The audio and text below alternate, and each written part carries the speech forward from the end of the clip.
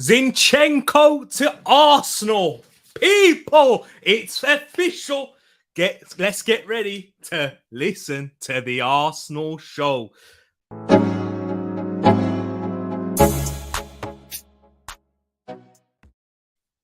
Big up Wagwan, everyone. I hope you're doing well. Well, Zinchenko!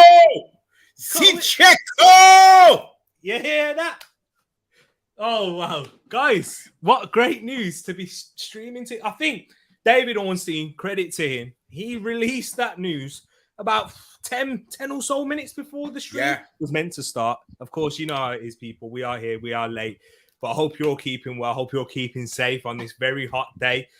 We've literally just broke out of sweat now. I can see Wilf over here sweating. King with his hat on. If he takes that off, it's going to be shining. But I hope you're all keeping well. Big up everyone locked in the chat right now. Let me introduce my wonderful panelists. I won't even say guests anymore because you know what? This is the second Arsenal show. If you are new, make sure you subscribe.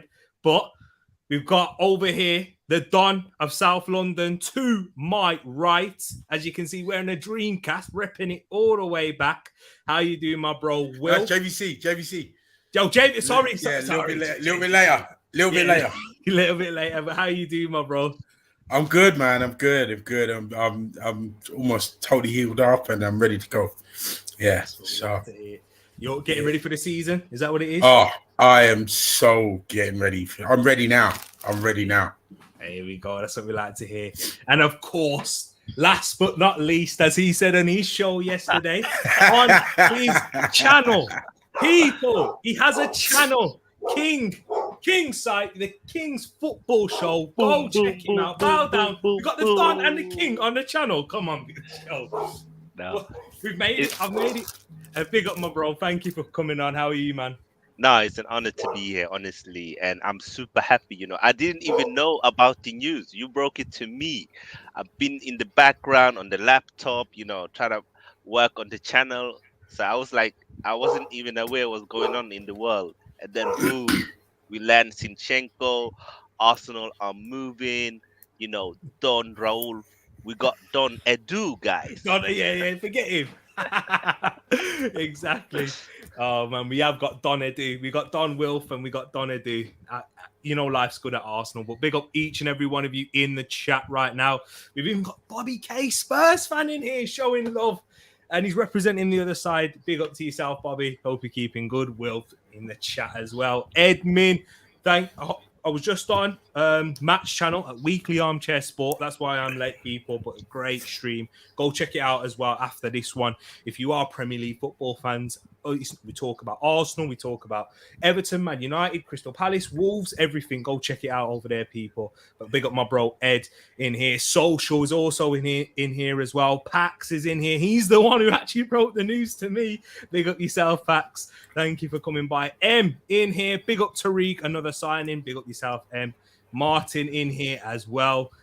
Troops, Bob Marley, and Obi from Love Island. Hello from Turkey. I hope you're keeping safe there, Martin, in Turkey. Nice to see you, brother. Thanks for popping by. And we've got Courtney in the place as well. You, man, are embarrassing, he's saying. Someone is jealous. Exactly. You're not making moves. Exactly. You're not making moves, Courtney. Yeah. You're still stuck on Frankie de Jong. But here we are. We are being shameless. Don't worry. Big up yourself, man. Thank you for coming by. And everyone else that's locked in. If you're watching afterwards, make sure you like and subscribe. But we're going to get right into it. We spent too long already on the introduction. Here it is, people. David Ornstein broke the news not too long ago. Exclusive.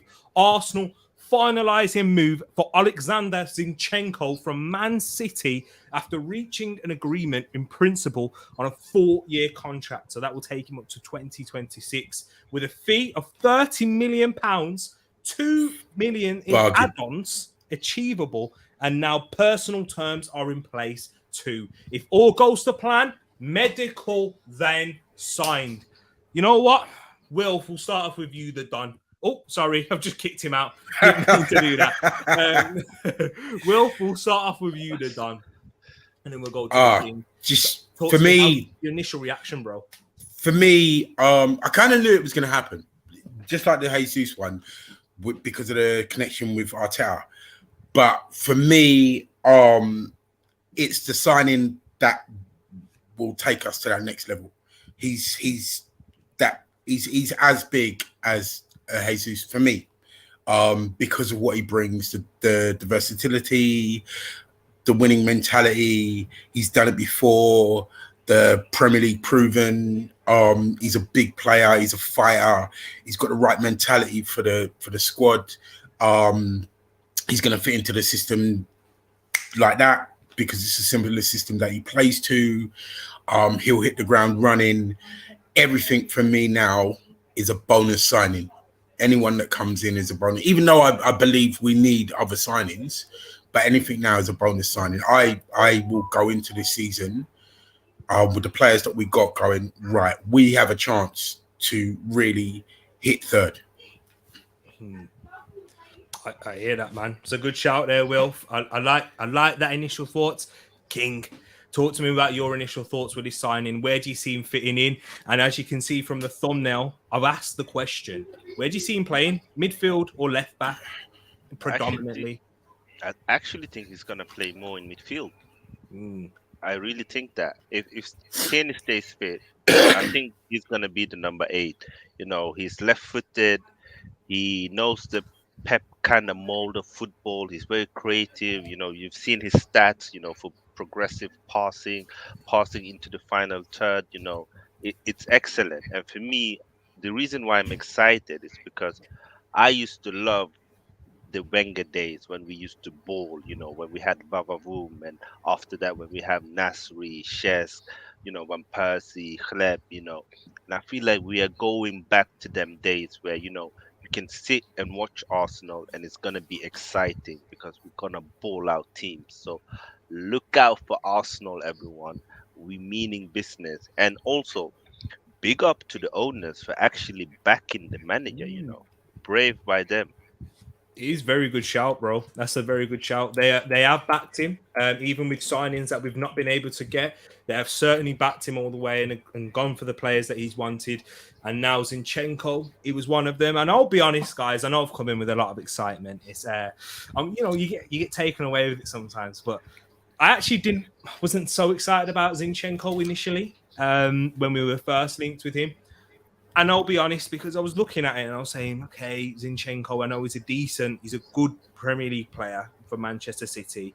Very good squad player for them. But being a squad player for Man City isn't, you know, a bad thing, especially for where Arsenal are at. But he wasn't someone that gave me that excitement. But I watched him for Ukraine in midfield against Scotland and Wales. Not great, not the top opposition, but massive pressure in that situation, which took huge mental strength with the whole situation going on with Ukraine, as we know.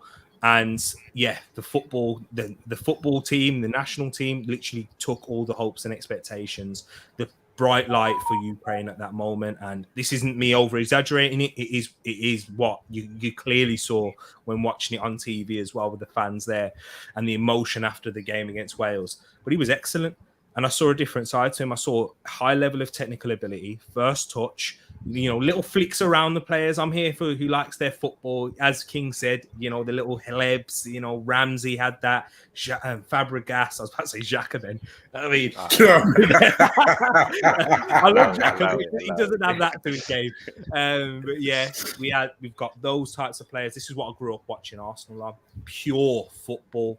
I know Wilf has seen the other days when we had to go and grind, have that 1-0. I think Wilf's seen the beauty of that and really had to appreciate that. But yeah, that's just what I want to see. And I've seen that in Zinchenko. And I am more excited now. And just so whilst we're carrying on talking, Wilf, I want to ask you the same question. Do you see him playing in midfield as well? And oh, definitely. Yeah. Without a doubt. I mean, first and foremost, I think that the talk would have been, you're going to come to us to play in midfield. But you know as well as I do, Kieran Tierney has injuries. There may be times where that depleted, as we were the end of last season, where you will have to play left back. Not going to be too many games, but primarily you've come to play in the centre of midfield, like where you play for Ukraine. And going to your point of the teams of the past, yeah, I've seen them grind out. I think Arteta's putting together a team that has the ability to grind out as well as play the choke you out bloody football. That is what he's mainly going for. But there will be times where they will be able to grind out. And someone like Zinchenko, someone like Jesus, and the level that they're going to bring out, someone like Paquet, if we get him, will grind out, will battle, will stifle teams and grind out those results when we need to have a 1-0 or we need to it gets to 1 or whatever. And I see this team having both. And I love where he's taking the team. I love the progression that we're making. I love there isn't anything I can pick at this team to say, I really don't like that. There's things I would improve, but you can only do so much in each transfer window. And I think the question was asked probably on here or on the Discord like a while back as to how the progression goes. Last year it was defense. Now it's the attacking and attacking midfield section, and the next window will be that defensive midfielder, the solid part of midfield. That's where we'll go for next. I'm very excited. Very exciting indeed. And as you can see, I brought up his statistics, and this kind of shows you the ability that he has and what he has shown at Manchester City. And when I'm looking at in particular, look at the passes. Look at the passes attempted, completed, progressive carries. That shows you technical ability, people. If you don't believe it, if you don't believe what I'm saying when I'm talking, there's something to prove it, and then you go watch it, and you'll see him with added responsibility. He'll take that on, and it's a decent signing. I do like that. It is improving not just the squad, but the first team as well. Yeah, an aspect in that place. And you know what? It's going to be a problem wherever he plays, whoever he's competing with, whether it's Tereak or Xhaka. He's going to add some of that steel in there as well. And he's not the fastest, but he can read the game, and he's got that football intelligent brain. And I genuinely think our fan base looks at other teams and go, oh, they're doing this and they're doing that. There are a lot of teams going to be out there not going to want to play us this season. Exactly. It's so true. And before we go on to the next part, we've got plenty of chat in what I've got starred right here. We've got some questions. I'm sorry it's not in order, people, but we got questions in here. So big up Ed. He's saying Zinchenko, what is his squad number going to be? I'm someone who loves talking about these things, a squad number. What are you guys into your squad numbers as much? What do you see him taking? I think he's gonna get number 12. I think Saliba gets number 2 from Bellerin, and I reckon he gets the number 12. Good shout there, number 12. Well, what would you give him? What would you give him, Don? 66. I don't care. I really don't. Squad numbers don't mean nothing to me. It's what you do in the shirt. You know what I mean? Because like with Eddie getting 14 before Thierry Henry came, 14 was a number nobody took. You know what I mean? It was his Cruyff's number, and he took it because of that. And what it did to him is what you do in the shirt. So I really don't. You can give him 77, 294. I don't really care. If he's doing it in the shirt, that's all that matters to me. There you go, man. There you go, right there. Josh saying bargain. Matty Target was only 12 mil, and he's better for me anyway. Big up yourself, Josh, in the place. Hey, look, Will's face, and it says it all there. It says it all. Social saying, Eddie, another great negotiation. This guy deserves some respect. He does, man. He does what, much. Yeah, they both do. They do. The whole of Arsenal's hierarchy. They've taken the stick when it's needed to be, but you've got to give them where credit is due. From Josh down to Arteta and Edu, they've done over the 2 big windows, because January is a one where you might get something. But in the 2 big windows, they have exponentially improved this side. And this one, the players, because the players that have come in, they haven't even stepped on the pitch angrily yet, and you can already see that the side has improved. Exactly that. You're right, and that's what we need to see. That's what we ask for as fans is improvement. We're not even asking for a lot, people. We're just asking. We're not asking to win the league. Of course, we want to get to that eventually, but we're being realistic at the moment with that. So big up yourself as well, Moss. Pax saying Arsenal doing decent business, yet we are twerking for Frankie. He was digging his heels in. Shake my head. See that? You see that? This is what we want, man. Like. We want to be respected in that sense, but then we've got the other side of the coin in Courtney over there saying Bruno Washi saying third, laughing. He thought also I love watching these Arsenal shows. It's been a bad window. You've replaced Oba for Jesus, and he's also said, "Let's be realistic. Arteta getting sacked by Christmas. Your squad is meaty at best." King, I'll let you respond to that, my bro, and then we'll introduce my bro.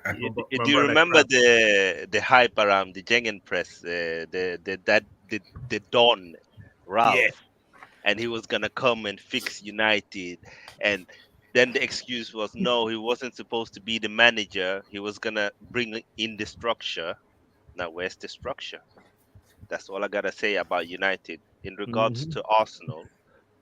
Even though we're happy, we're hyped today, and all of that, what we can say that is a clear plan on what they want to do. And I've always said this, that let's get the players in that the manager wants, and then that is down to the manager to prove to us that he's good enough. But from what I saw last season when we were playing 4-3-3, and for the players we are bringing in, and looking how he's had this squad now for 2 to 3 years, and United is a rebuild, new manager, new system. Chelsea, a lot of players has left, a lot of players gonna come in. It's a bit up and down over there. Top four is up for grabs once again, and let's try and go and get it. Let's try and get that European trophy. I want that Europa League trophy. I think in general, if our youngsters keeps on developing, we're gonna have a good season. It's true, man. Before we bring in Crab and hear his thoughts on the signing and where he's going to play, what Social has said in terms of position, he's saying midfielder for show. Paxton saying midfield until injury-prone Tierney kicks in. And we'll talk about him as well, don't you worry. We've got plenty to talk about in this show, but this news broke. Literally right on time before the show started. T won't be singing Ukrainian songs then. I don't, I like my Brazilian ones, but I don't know any Ukrainian tunes. I can't lie. And Ed's asking the question as well: is Zinchenko a bit lightweight for central midfielder? I'll pass this over to Crab eventually as well, so we keep that there. That's a good way to start introduce Crab. Hear his thoughts on that. Brush is saying I think Zinchenko is underrated in midfield. Go check out what it does for the national team. Kind of what we alluded to there, Wilf and King, when we were talking about that, for sure. I do agree with you there, Brush. Big up Sam in the place as well. He says, big up the Gooner boys, a winger and Saka extension, and we're in for an all-timer summer. Mikel and Edu saw fifth and said, you know it, we're Arsenal. Crab, I'm going to bring this. I'm going to throw 3 questions at you. So I hope you're ready. I know the heat may have taken it out of you. We're 23 minutes past 8. So I hope you're ready for this. So feelings on Zinchenko coming to Arsenal into the squad. What position are you going to see? What position do you think he'll predominantly play in? Left back or midfield? And answer Red's question here. Is Zinchenko a bit lightweight for central midfield? Man. Firstly, shout out to you, man. Sorry I'm late.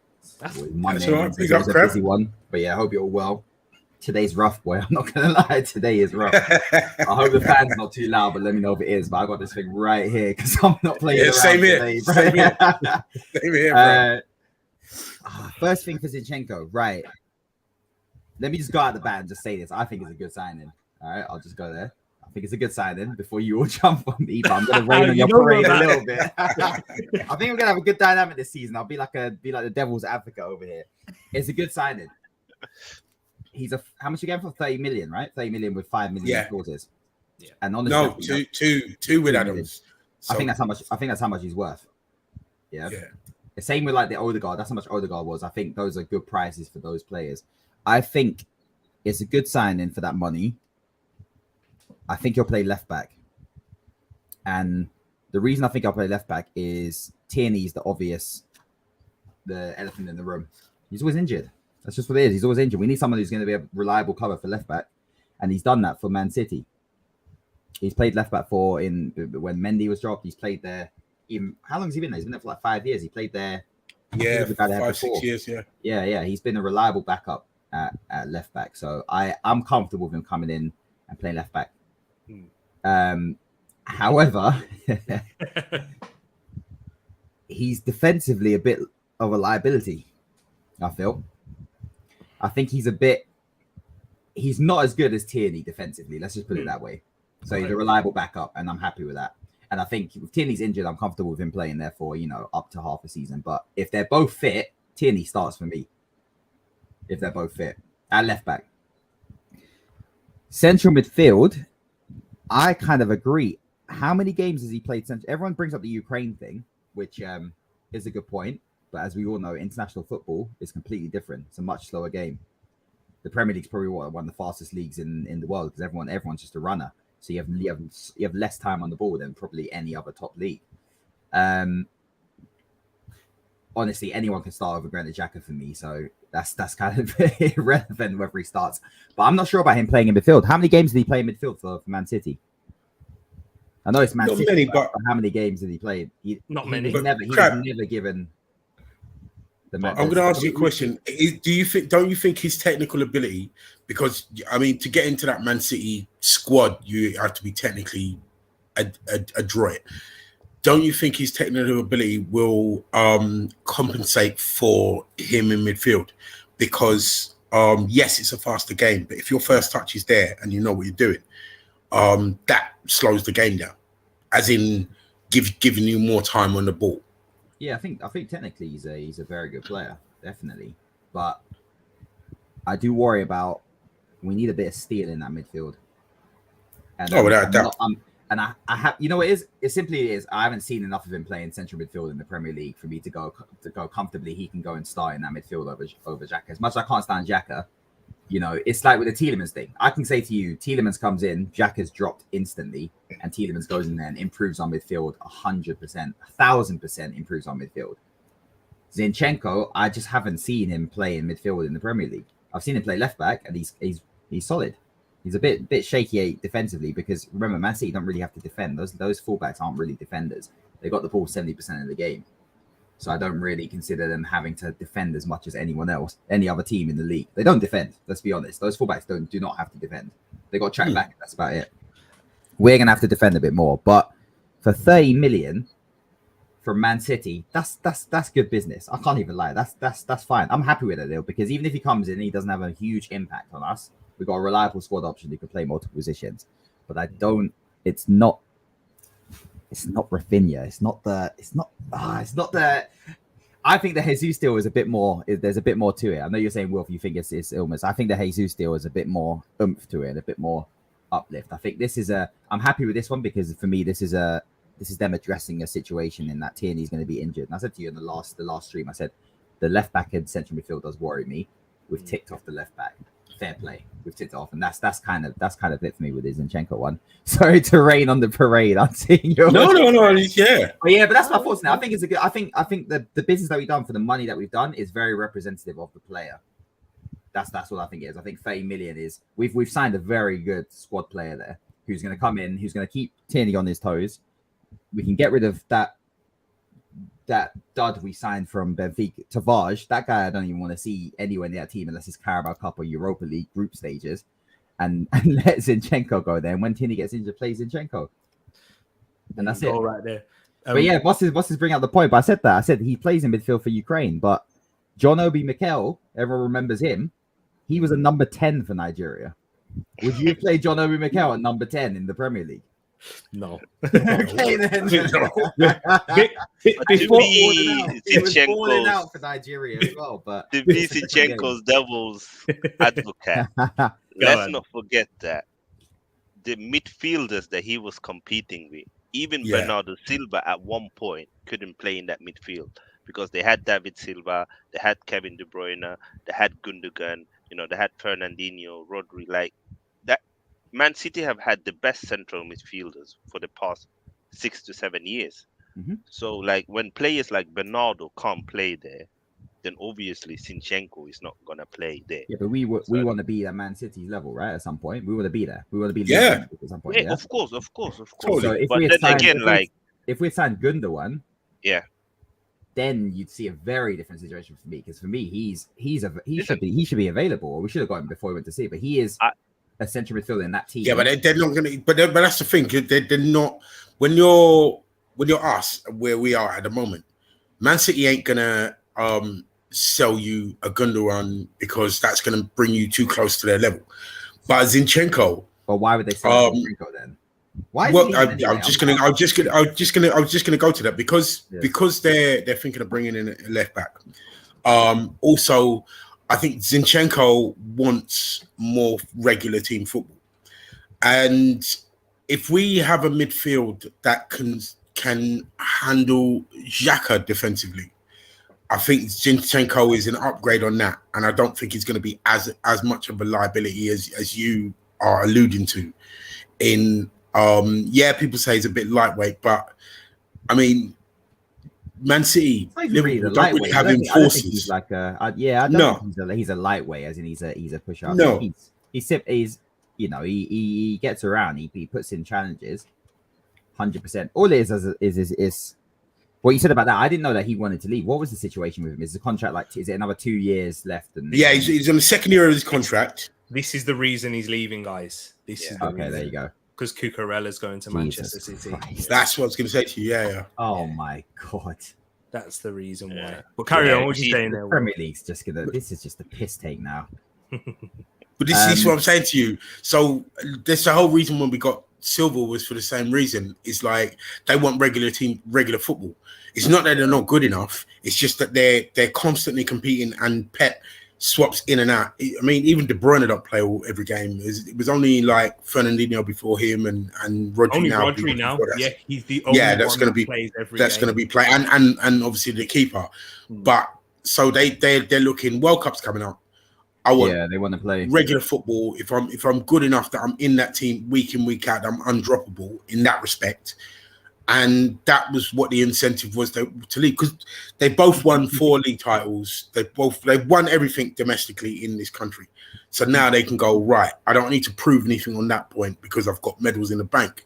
So now I'm going to go to a side that's up and coming and that I can get regular football going into the World Cup where I'm playing week in, week out. I'm honing my skills. I'm getting sharp as a blade. And Arsenal's the one for them. Do you think that's the right motivation for players?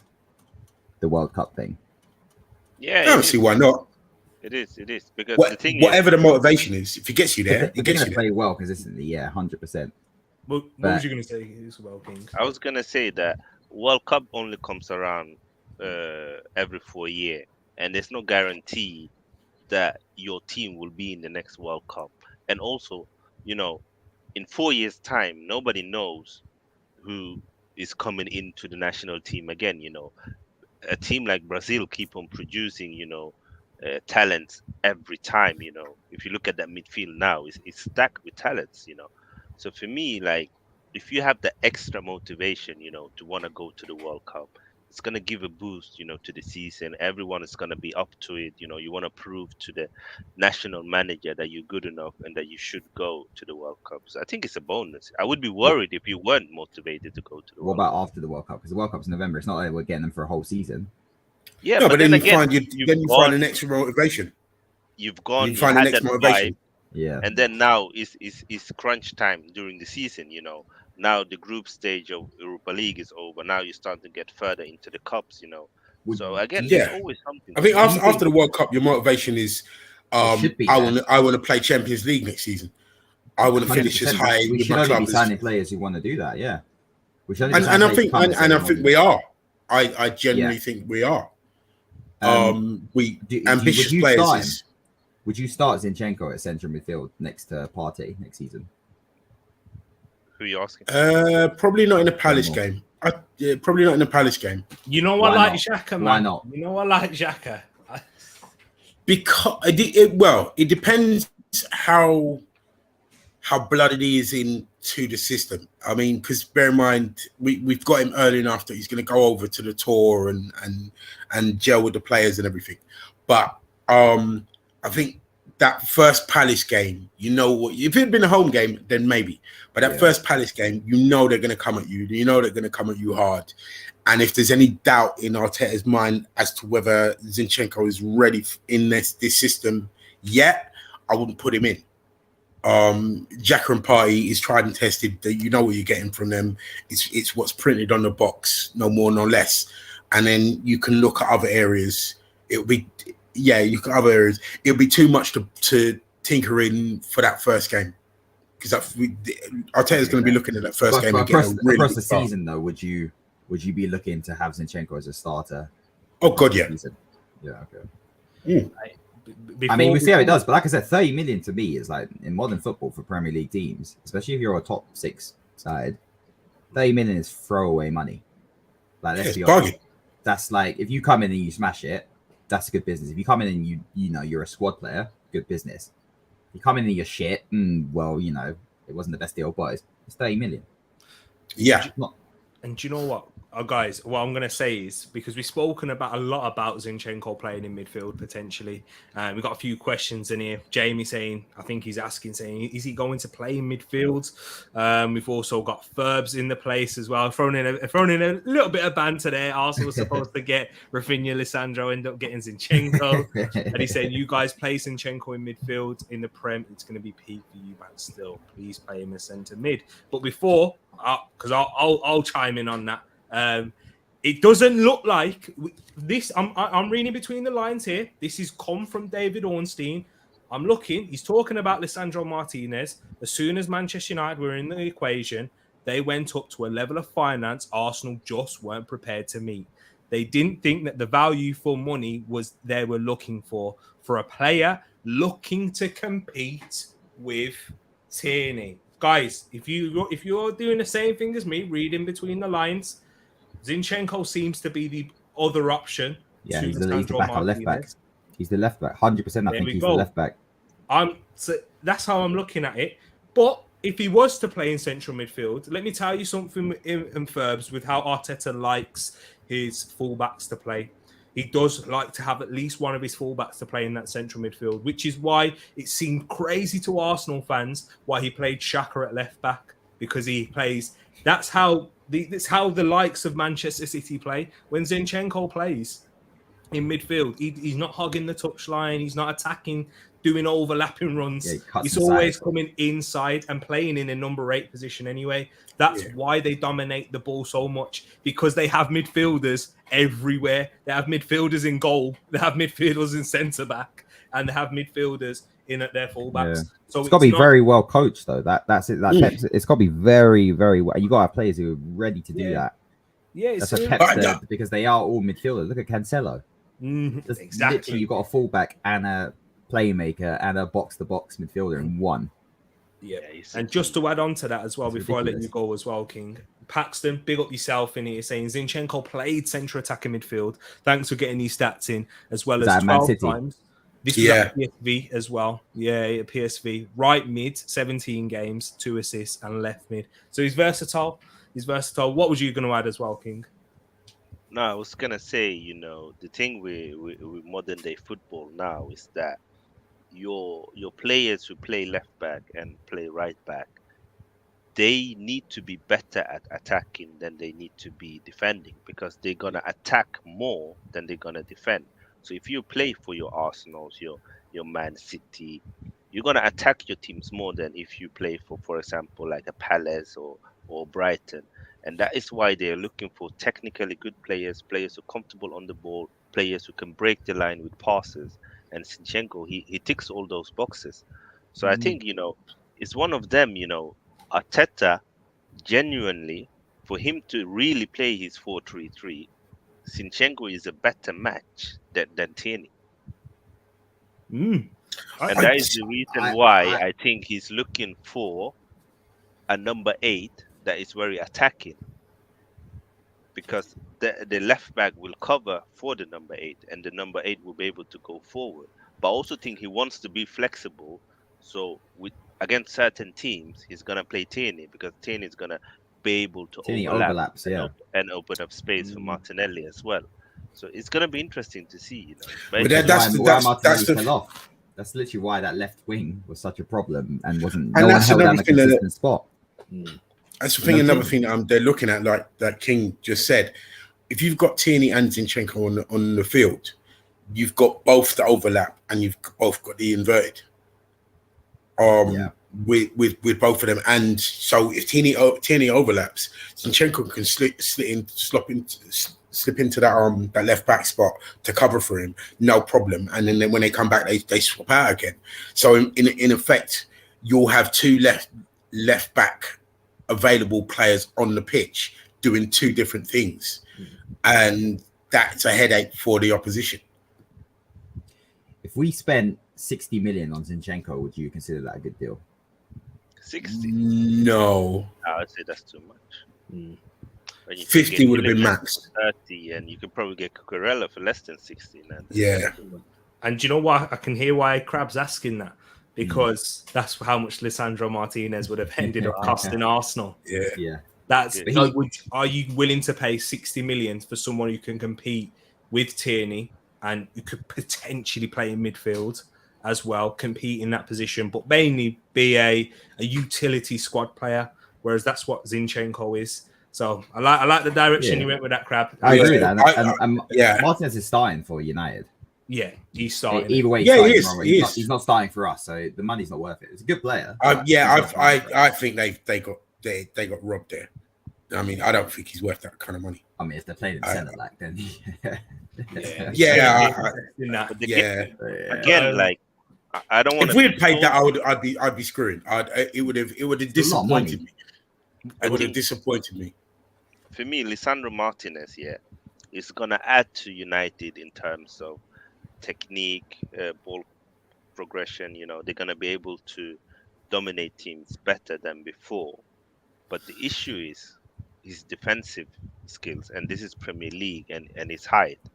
I still have questions, and we're gonna see how it pans out. I think it's a good signing, but it's a bit of a risky signing, and for that amount, they could have probably got a better centre back for that amount of money. Are they 100% playing him centre back?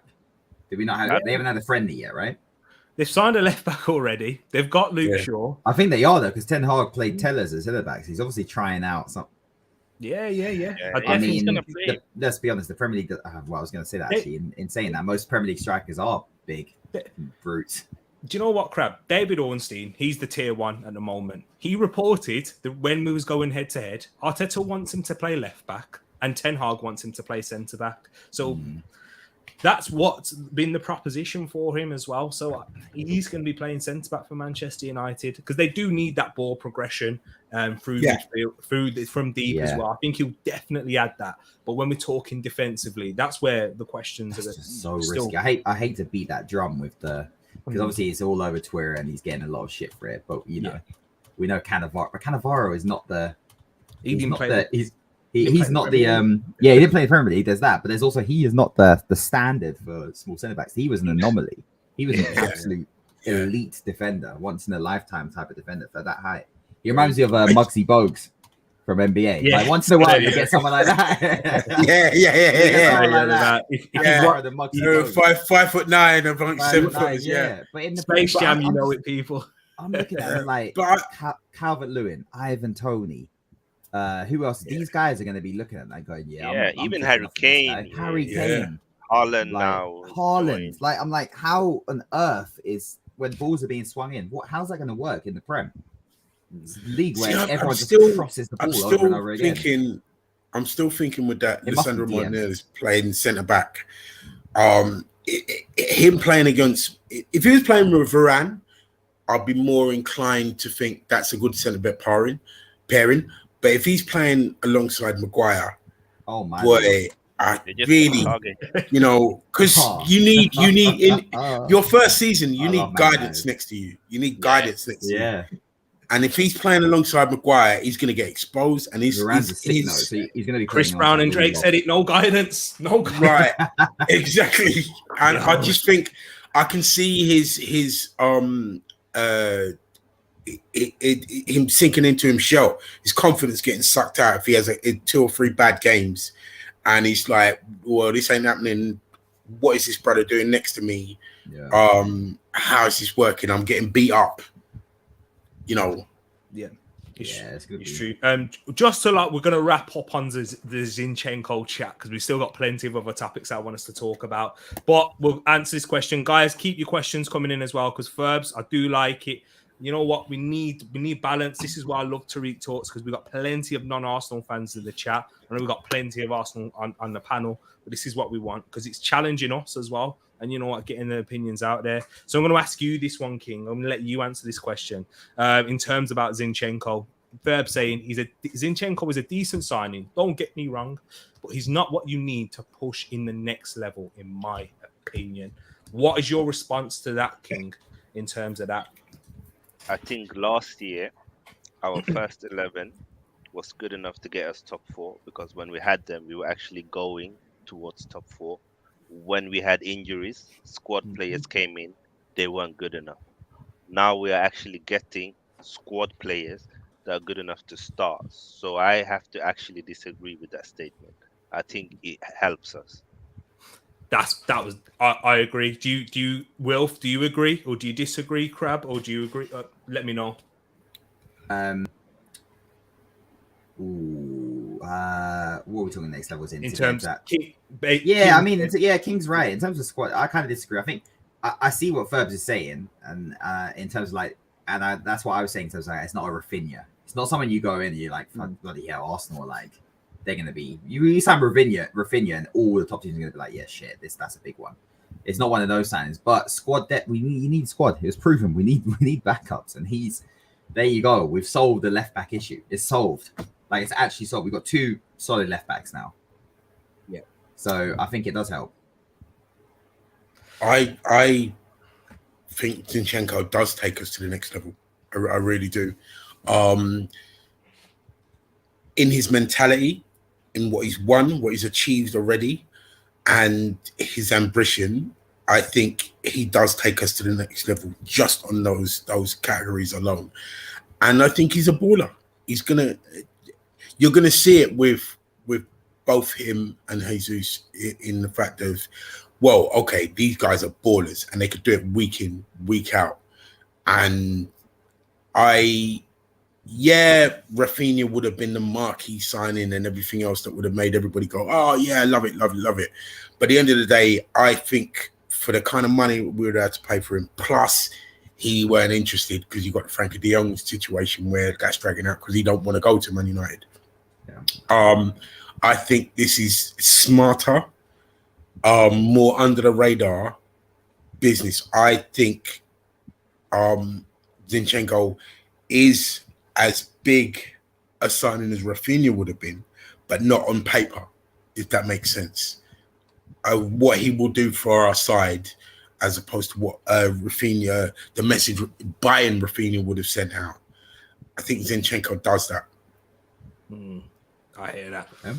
Let's not forget that he's a leader as well. He leads Ukraine. Mm-hmm. He comes from a environment which is very competitive. We need that. We need to lift up the expectations in the squad. And he's gonna bring that. Yeah, we'll see, people.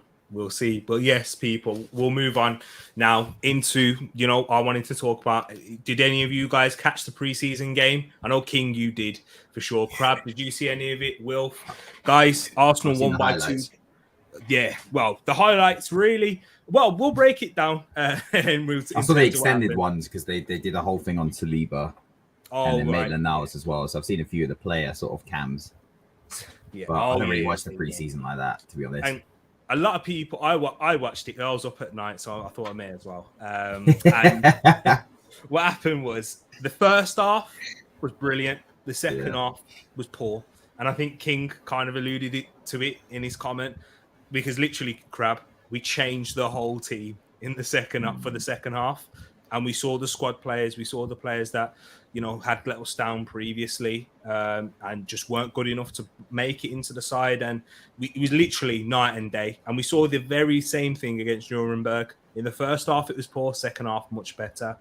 But in particular, I wanted to talk about, the 2 new players. We'll start off with you, King, and then we'll go from Crab to Wilf about Gabriel Jesus. Talk to me about his first half performance, and how impressed was you of his game?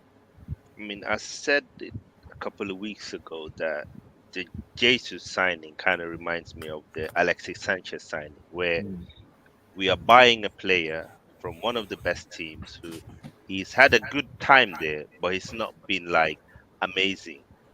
And now he's coming to a place where he's gonna get more games, he's gonna get more opportunities, and he's gonna be able to express what he's good at more. And you can already see in the preseasons that the quality he has is far beyond Lacazette. Yes, Aubameyang is a better goal scorer than Jesus, but you can see that Jesus is a better footballer. And because he is a better footballer, hopefully he will bring us more goals to the team because he can link up well. He can do the targeting. He can do the 1-2. He can dribble with the ball. He's quite complete. Jesus, and he looks hungry. You can see that he wants to prove that what, I was good enough. You can see it, and I like it. Honestly. There you go. Wilf, I know you saw it as well. First half, it was honestly, I said this, it was a breath of fresh air watching a striker do literally a striker. What we wanted from Lacazette and Aubameyang, the best parts of their game, combined into one player. Yeah, he's not as elite as Aubameyang at finishing, but he's very good and he's not far off. And then when you're looking at Lacazette, he brought all the hold-up play, which we praise Lacazette for, which is why when he came into the side, our performances improved massively. But the problem with him, he didn't score anywhere near enough goals. But Will, talk to me, man. That was my feelings on Jesus. I will go further than just a breath of fresh air. He's a big can of pure oxygen, man. I love him, and the goal he scored, Lacazette's not scoring that goal. Even for me, probably even Oba isn't scoring that goal because I think he's got a better first touch than Oba. Oh yeah, definitely. Right, and so that first touch, bang, goal. I mean, I've seen Lacazette score that, to be honest, but not as frequent. He does that frequently. He's next level. He's the guy you need to have at the boss level in the game. He is a game changer for us. Yeah. And even if he doesn't score the 20 goals a season, he's going to be on so many defenders' minds that it's going to open up channels for Saka, for Eddie, for Martinez, for Martinelli, whoever it is that's playing along that line with him or coming through behind him. He's going to take people's minds away from them. And he's going to be such a nuisance. If defenses try and stop him scoring, we'll score elsewhere. If they try and stop us elsewhere, he'll score goals. I just think he's just too important a striker. Definitely. And Crab, when you're thinking about Gabriel Jesus and you saw the extended highlights, which would have been literally the best parts of Gabriel Jesus, what was your thoughts on him and seeing that in an Arsenal number 9 that we haven't seen for a while? Yeah, I agree that he is a breath of fresh air. I agree with that. It is like, and you make a point. He just looks like a nuisance. He just looks annoying, which I think we missed him out. Lacazette was annoying. To be fair to him, he was annoying. He'd hold the ball up. He'd bring defenders. He'd drop into midfield. He'd move around. He's an annoying player, like striker wise, but he just didn't offer. He wasn't threatening. That was the problem. You weren't scared of him like that. Jesus has got a bit. He's kind of sitting in the middle, isn't he? A little bit. It's the goals that we just need from him as well. But I think hold up play. I mean, I've seen him do that at Man City, and he's played on the wing, so he can do that, and he can move the ball around. He looks good, and he looks like he's come from a different environment where the training's definitely a different level. He looks like he's way fitter than the rest of us. The team it's a bit mad looking at the difference. Like he's up and down. So yeah, he looks good, man. I'm hoping for 15, more than 15 Premier League goals. I'll be very, very happy. Very happy. Mm-hmm. And I think he'll do it. The way he's looking at it, he should do it. He's on fire right now. Pending no injury, he looks sharp. Yeah, Pending no injury, he's got to get more than 15. We need a striker who's getting more than 50 Premier League. I think he's getting 17 minimum and maybe 5-6 assists on top of that. That would be amazing if you got that. Jesus, if he's fit, he's Don't getting 20 league goals. I said it. I thought you were going to say top scorer for a second. Oh, no. I was like, we do make enough chances. We do make enough chances. We do make enough chances. That wasn't our issue. That wasn't our issue. This is what I mean. No, I know. It was. So the chances are there. Yeah. Our issue was like our chance creation was pretty low for where it was like we were in the bottom 10 for chance creation for the season. Yeah, for open play chances, it was pretty then low. Again, that's something else altogether, to be fair. But we are bringing in Fabio Vieira. We are bringing in. We are bringing in more creative players into the squad. And from the reports that I've heard, we're not done. We're gonna get more players. Yeah. So we better. I do, and I see Paqueta coming in as King said, we got Vieira. We have bringing in people not only who create more chances, they score goals as well. I mean, Vieira scores goals. Paqueta's a weird one though. I mean, I'm not gonna lie, for that the Tielemans one is weirding me out as well. Like that ticks so many boxes. Why has it not been done yet? Just go and get Tielemans. Go and sign him. Do you know why? I think they prefer Paqueta over Tielemans. That's why they're doing it. Which is why I'm so confused as to what is this? Is there something? There must be something going on. Maybe there's a fitness thing. I don't know. Crab. Carry. What was you going to say, King? I think Arteta and Edu, they've always liked Tielemans. Yeah, they think he's a good player, but I don't think they're ready to pay what Leicester wants for him. And I think that they were never 100% convinced about Tielemans, because if they were, he would have been our first signing, because he was ready to already come. So it would have been quick signing, Leicester, you want 35, here's 35. The personal I thought it was contract, like 25 million, wasn't it? It was. So I'm like, but for me, I think they want something more in that midfield. They want that kind of X factor. So they were trying to get that from Rafinha. We couldn't get Rafinha. So then, Paqueta brings the X factor, someone who can dribble, carries the ball in long distance, someone who's completely different to Granit. Because if you look at Tielemans, if you look at Zinchenko, none of them are fast, They're good on the ball, but you wouldn't call them, transitional players when they carry the ball. But with Paqueta, you get that, and that's why I think they really like him. Do you guys like Paqueta? Yeah. I think he will be what Rafinha was at Leeds, because he can play across the front three. He can play in that number 8. So if Zinchenko goes in at left back, you still got someone like Paqueta to go in there and do his thing. Right. He can even play the double pivot. He's done that at Lyon as well. He's very flexible. I know Man City. Sorry, go on. Because his first touch is so good. Yeah. He's so press resistant. Yeah, first touch, man. That's what you got to look at now. What was you going to say? And he plays with both feet as well. He's not just left-footed. I was going to say, maybe I'm just being a bit of a traditionalist here, but I know Man City do it. But this is Man City. Is like we're a long way away from Man City, but we're signing a lot of players who play in multiple positions, right? So what's the saying? Jack of all trades, master of none. There you go. Yeah. Rafinha doesn't fit that mold. Rafinha can only play right wing. Let's be honest. So, are we signing too? Is there a worry of us signing too many players who can fit around different roles, and we're going to do that without actually getting them to settle in a specific role that we need? No, it can't hurt to sign someone who's just like, you're coming in to play central midfield. That's it. Do you know what it gives you though, Crab? It gives you so much tactical flexibility going forwards.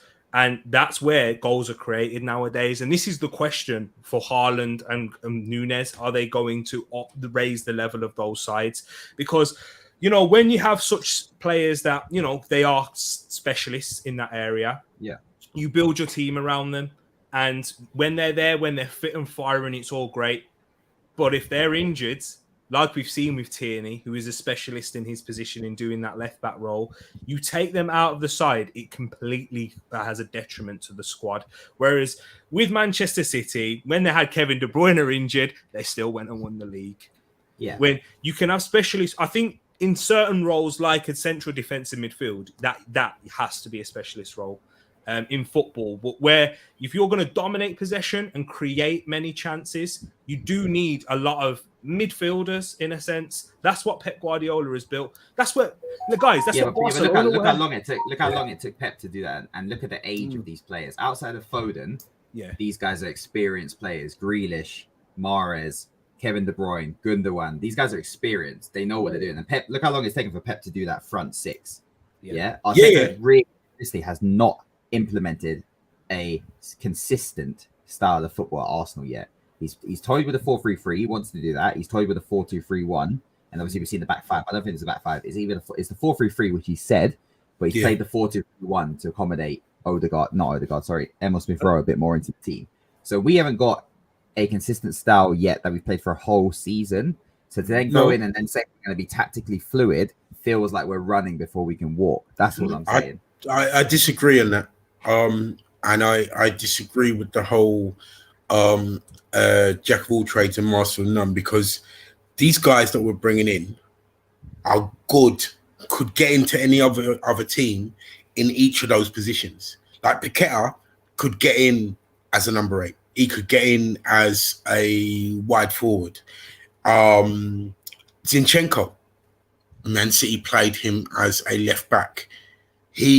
His natural position is a centre. It's not like we're bringing in players that they can do a job there, but this is their main position. They're adroit at both. They're adept at both positions very well at a very high level. And I think economically, that's a genius strategy to get us to where we need to get to quicker. Because we're not, no, you're right. We're not the Man Cities and stuff, but having players that can play two positions very well keeps our wage bill down. Means we're only buying one player for two positions instead of having to buy two players, which is can be 100 mil. Because if you look at the players that if we had to buy a centre back, a centre mid, and a left back, we're talking best part of 80 million. Yeah. Whereas now we've bought 30 million and we've got those two players. So I think economically going forward, it's a genius move. And this fluid football, I don't think it's going to be that hard for him to implement now, because most of the team are from last season were aiming towards playing that. And the ones that are coming in have played in similar systems. What was you going to add to that, King? No, I was gonna say the thing now with modern day football is that the system is more important than, like before. If you were a winner, your role was to dribble, pass your fullback, and cross in the ball. That was your role as a winger before. Yeah. But now you need to break down teams with your passing and movement. And the reason why Liverpool and Man City have been so dominant is because, as Tereak was saying, like Trent is a central midfielder playing at right back, so he's an extra midfielder. He never gets played in central midfield. That's but in terms of, if you look at his position when they attack, he came up the reserves as a central midfielder, because of his passing ability and on the ball. But even when he's playing on the pitch, he's taking up a position of a he moves midfielder. inverted. Yeah. If you look but he wouldn't play in midfield. That's my point. He is a right back first and foremost for Liverpool's system. That's not going to change anytime soon. 100%. It's not us. He wouldn't play for Man City as a central midfielder. 100%. No, but he wouldn't even play for Liverpool. If Thiago's injured, Trent's not going in that midfield. They'll play Curtis Jones it's instead. Just Southgate who would do something like that. But my point is that because Trent is so good on the ball as a passer, he becomes an extra midfielder for Liverpool when they attack. So now what is important is that the angle of your pass, your first touch, and what are you doing before you get the ball and after you've had the ball. These are the things that these managers are looking at now. Like, how can you open up spaces for your mates, because they know that they're going to play against teams. They're going to have 60 to 70% of the ball. The teams are going to play a low block. They're going to try to be aggressive. So what can you do to break that block? And that is to get as many technically good players who can create spaces for each other. And I think that's why, if you look at the signings we are getting, Fabio Vieira, very technically good. Zinchenko, technically good. Jesus, technically good. If you look at the players that have gone out, that used to be starters fours before, players like Bellerin, not so technically good. Players like Aubameyang, Lacazette, there's a lot of stiffness in these players, and they can't play that tiki-taka football or that kind of ball possession football. Well, Lacazette could, to be fair. Like it's a In bit his harsh. first A bit harsh. But the thing, okay, I will give you one thing. Lacazette first 2-3 years, yes, but something happened to Laka. His legs were Arteta. gone. No, I don't think it's just Arteta. It was like He got old, man. He just got. Yeah, I think he generally just got, and I do think he wasn't really suitable for the Premier League as well. But I don't think Lacazette was a bad player. Not at all. No, he's not a bad player. But if you remember, even when Arsene was here, yeah, he used to criticize Laka that he wasn't physically fit. He wasn't up for it. Play 90 minutes. Yeah, substitution. Yeah, he wasn't fit. That's a not a Premier League striker. Simple. I think maybe, I'm just suggesting, maybe he liked to party a lot, maybe he was 100% dedicated.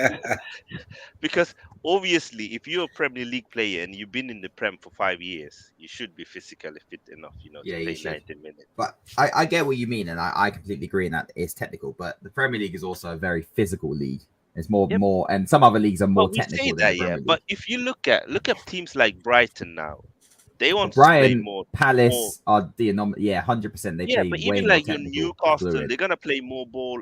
Aston Villa, you're gonna play more ball. They got players like Coutinho, Jacob Ramsey. Well, it's just looping round naturally because it's gone from a very technical league to a very physical league, and it's going to loop round because teams will find counters to the way the most of the league plays. So if it goes very physical, you'll find some flair players, and it will just literally just circle over and over again. And you see, and you're right with Brighton, 100%. With Crystal Palace, 100%. Aston Villa are kind of in the middle, but there are teams who do focus on the technical. But again, they've got technical players who will run you to the ground. Yeah, Zaha. These guys will. But they're just said it. I was going to say, but the original point is not about technical. It's about. I don't know. Because do you remember? I think we're all in agreement that it's a system game now, and the system's there from the manager and the coaching staff. Yeah. So all it comes down to is Arteta good enough to be able to establish a system where we're so tactically fluid that he can have all these players. That's what it is basically. I think you touched it. Go on, King. I would have said no, he's not. Yeah.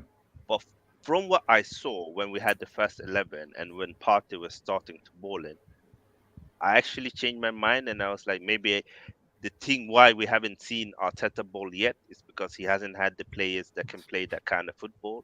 Do you remember when Pep just joined his first season? Everybody was criticizing him and you can't play that kind of football. He finished fourth, didn't he, first season? Yeah.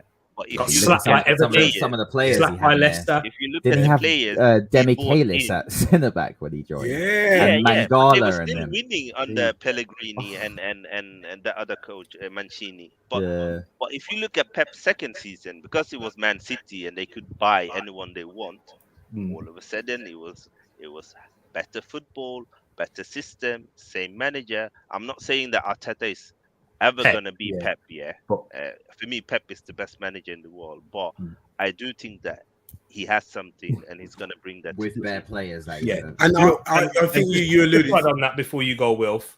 That's King brings that because that's the best manager in the world. So we can't, and it takes him time. So it's going to take, and that's with all the resources at Manchester City. And not having his first job at Arsenal. What was he saying? No, we're going back to what Crab said about football being cyclical. This fluid football is nothing new. The first time I remember it was the 70s with the Ajax and Dutch sides, total football. Because that's basically it. We've come back around to that. So having players who can play in multiple positions that alludes to fluid football, and I don't see that being such a problem for us getting there. With the players that we're buying, I think it brings us there a lot quicker than we realize it would be. Great goal, by the way. Watching the Italy game, and I think we're closer to it than a lot of people give us credit for going into this season. I think you will see a more fluid, more diverse kind at of this football. point. No doubt in my mind. No doubt in my mind. Deserve to see some much like it's not even better because we had games where we played very well. Man City in January, for example. Consistently. What other games were just like really good performances? That's the one where I think that was probably one of the best ones of the season. Yeah. It's just got to be consistent. I think at this point it has to be. Like, there's no real excuse for it. You've got like you said, you've got some very technical footballers in there now. You can play multiple roles, so you can switch it up if you need to. So I'm expecting to see. Yeah, I think. And I think we it's will. It's going to be interesting. It is going to be interesting.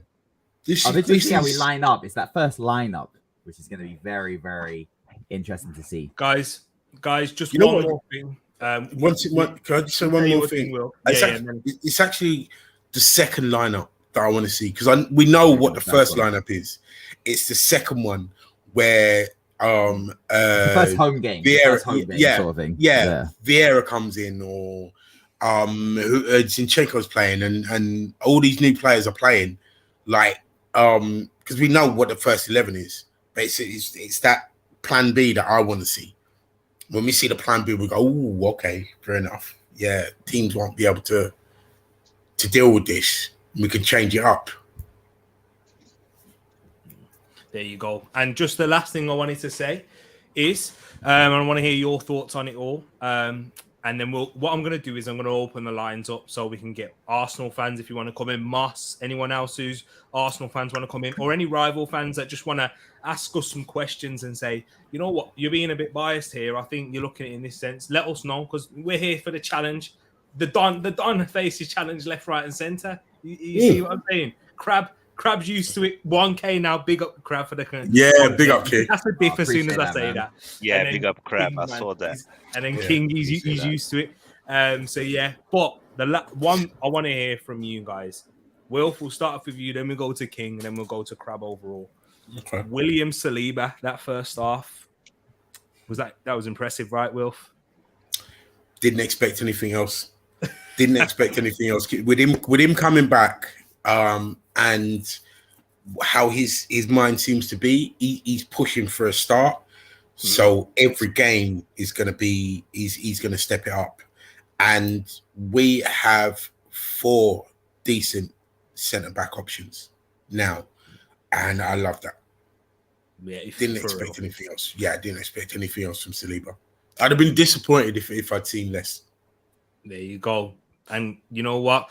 I know we spoke about it on King's channel. Make sure you go subscribe to King's Football Show and go check that one out, because we were speaking about it there. And this is a question that was brought up on there. And let me know your thoughts on his performance, King. But if he carries on like that, who starts at centre-back? I mean, I think I said it on my show. If he continues to play like he did against Everton, then I hope that the manager is brave enough to just start him and just see where he goes. Because we know what we're going to get from Ben White. We know how good he is for the team. We know what qualities he brings to the team. So he already know what kind of standard. But with Saliba, because of Saliba is someone who got similar qualities on the ball as Ben White, but he also got, the physical attribute. He got the athleticism. He's very fast, and as I said, I've watched this kid for years, and for me, he's so talented, and I'm really looking forward to see him play for Arsenal and show the fans how good he is. And it really looks good. This is what we want. We want questions like, oh, is Saliba gonna start? Is Ben White gonna start? Are they gonna play together? These are the questions we want. We don't want to worry about, oh, is it Mustafi or is it Socrates? Yeah. That's not what we want. Yeah, those were the days, you know. It's a Lichtsteiner, He needs to have a bit Bellerin, more sympathy like- for us. We have been through a lot. Exactly. Bloody Oh, hell. believe. And Crab. When I first met Crab through Realist, we got Realist United. Go check it out. Yeah, big up, realist. This one, you know, we talking about light skin excellence, and I know this is where he was like, "How is Arteta done this? How has he let Saliba go, bro?" You know what? He went on loan. He proved himself, and he is a better player than when he was previous to that loan spell for sure. Talk to me about Saliba. Can he take us to that next level? So I'll be completely transparent. I don't really watch additional leagues as much as I should. I'm going to try to this season. Now I got my TV sorted. I'm going to definitely watch Eredivisie is one people have been recommending. But I did watch Marseille last season in particular because I'm just going to say it. Guendouzi is one of my favorite players that we signed in the last 5-7 years. So I watched for him and I watched Saliba as well. Nah, come on, man. Come on. That was a... We don't need to go into him, but that was a player I wanted in the team, and it's unfortunate how it ended. But I watched for those two because I was interested to see how they did. And Saliba can go and have a pretty average season for us. He can, you know what? I'll go out on a limb and say he can go and have a bad season for us where he looks a bit shaky. I don't care because this guy is going to be one of the best centre backs in the world, and you can clip that up. He has everything to be one of the best centre backs in the world in a few years. Like you say, he's tall, he's good on the ball. He doesn't have that passing range, but I don't think he needs it because he can progress the ball. He can bring the ball out of defense and into midfield, draw players into him, and then he passes, and your midfielder suddenly a bit more free.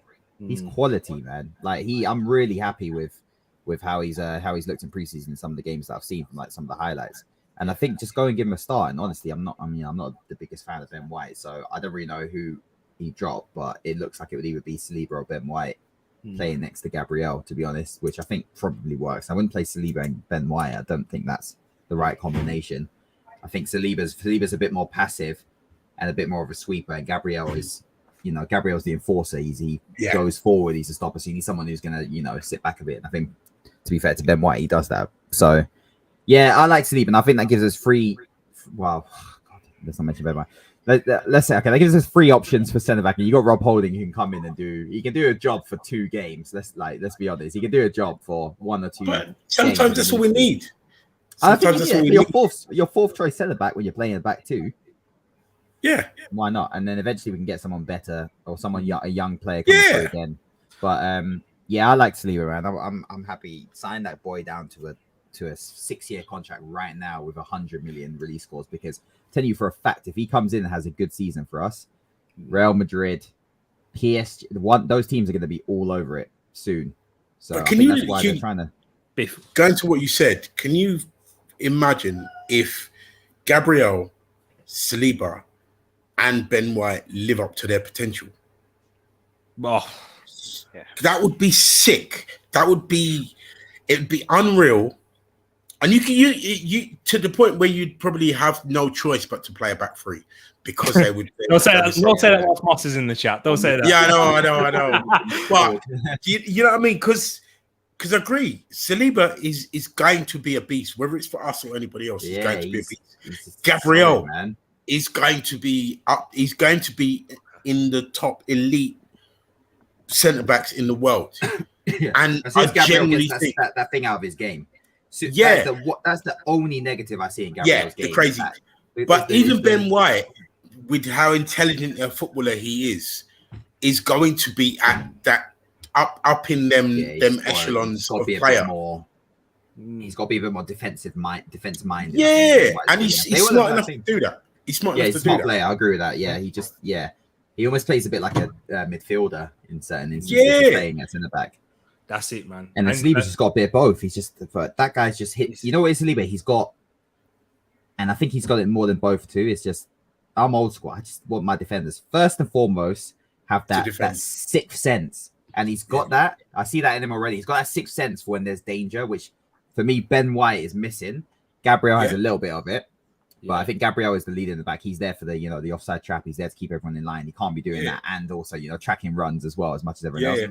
But Saliba's got that 6th sense. So I'm happy, man. That guy, I'm glad he's come back and it looks like he's staying. So exactly before we chat about a little bit more about Saliba, and then I'll open the lines for you guys. Big up Sherwin Bonnick in the place. Sherwin.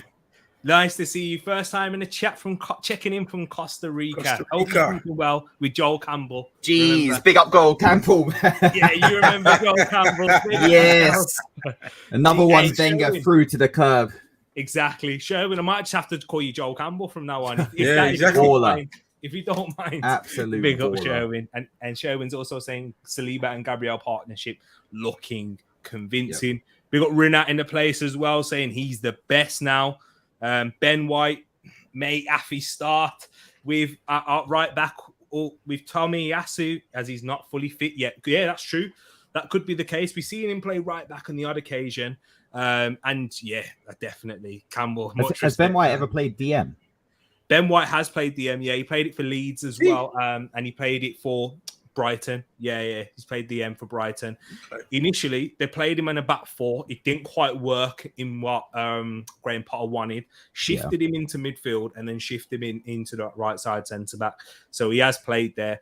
I feel with Ben White, just before we talk about Saliba a little bit more, is the reason why we signed him is mainly for his ball progression. Like, it's a little bit like Lisandro Martinez in that way. Yeah. When we're talking about Lisandro, it was a replacement to David Luiz. It was a direct replacement. Exactly that, because he was so good on the ball.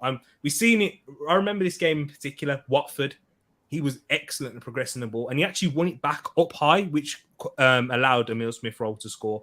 But when we're talking about when we're under the cosh, Ben White isn't that centre back in that sense. I know that, but I still rate him. I still think he's very good at ball progression, and that's why we signed him, and that's why he's got a good future to come. If he just stays, just brushes up on that a little bit more, understands his position, which we need to expect.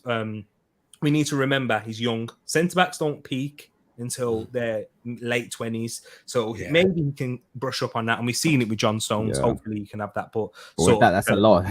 It's a lot of years, to be fair. You know what I'd like is that is the Rob Holding's role, and that should almost be like this Socrates or David Luiz, to be honest, that fourth choice. It's like you just want that old head who's just there, because you're right, they are going to peak late, and those are three best centre backs now. Yeah, and we're all they're all very, very young, very, very young. You almost need to add another I don't even know, like a Thiago Silva or something like that. Just go and grab one of those guys, to be honest. See, I also think help him out a bit, like a Chiellini. Go get Chiellini from Juve and just add him in there. I would love nothing more than Arsenal to sign Chiellini on the free. You should all have to defend. The dark parts, signing. Yeah, exactly. If we went and got Chiellini on a free on a 1 year contract, oh mate, that would be amazing. What's that brother from the Harry Potter films? The dark arts, the one all black. Oh, Snape. Snape. That's Chiellini there, man. That's Chiellini right the there. Bastards in him to get one of those guys. That's how you get your centre backs working. You get someone like that to teach them the ropes. And the thing is, I'm gonna say something now that's probably gonna get cussed, but Rob Holding is learning all the time as well. And I think I honestly see him as being very underrated, because when I look at what he did in that FA Cup against the Chelsea man there. Yep. Chelsea, right. And that was nobody gave him a credit, and he only played a few games. The brother learns all the time, and he's a battler. He's a nasty, hard, horrible defender to play against.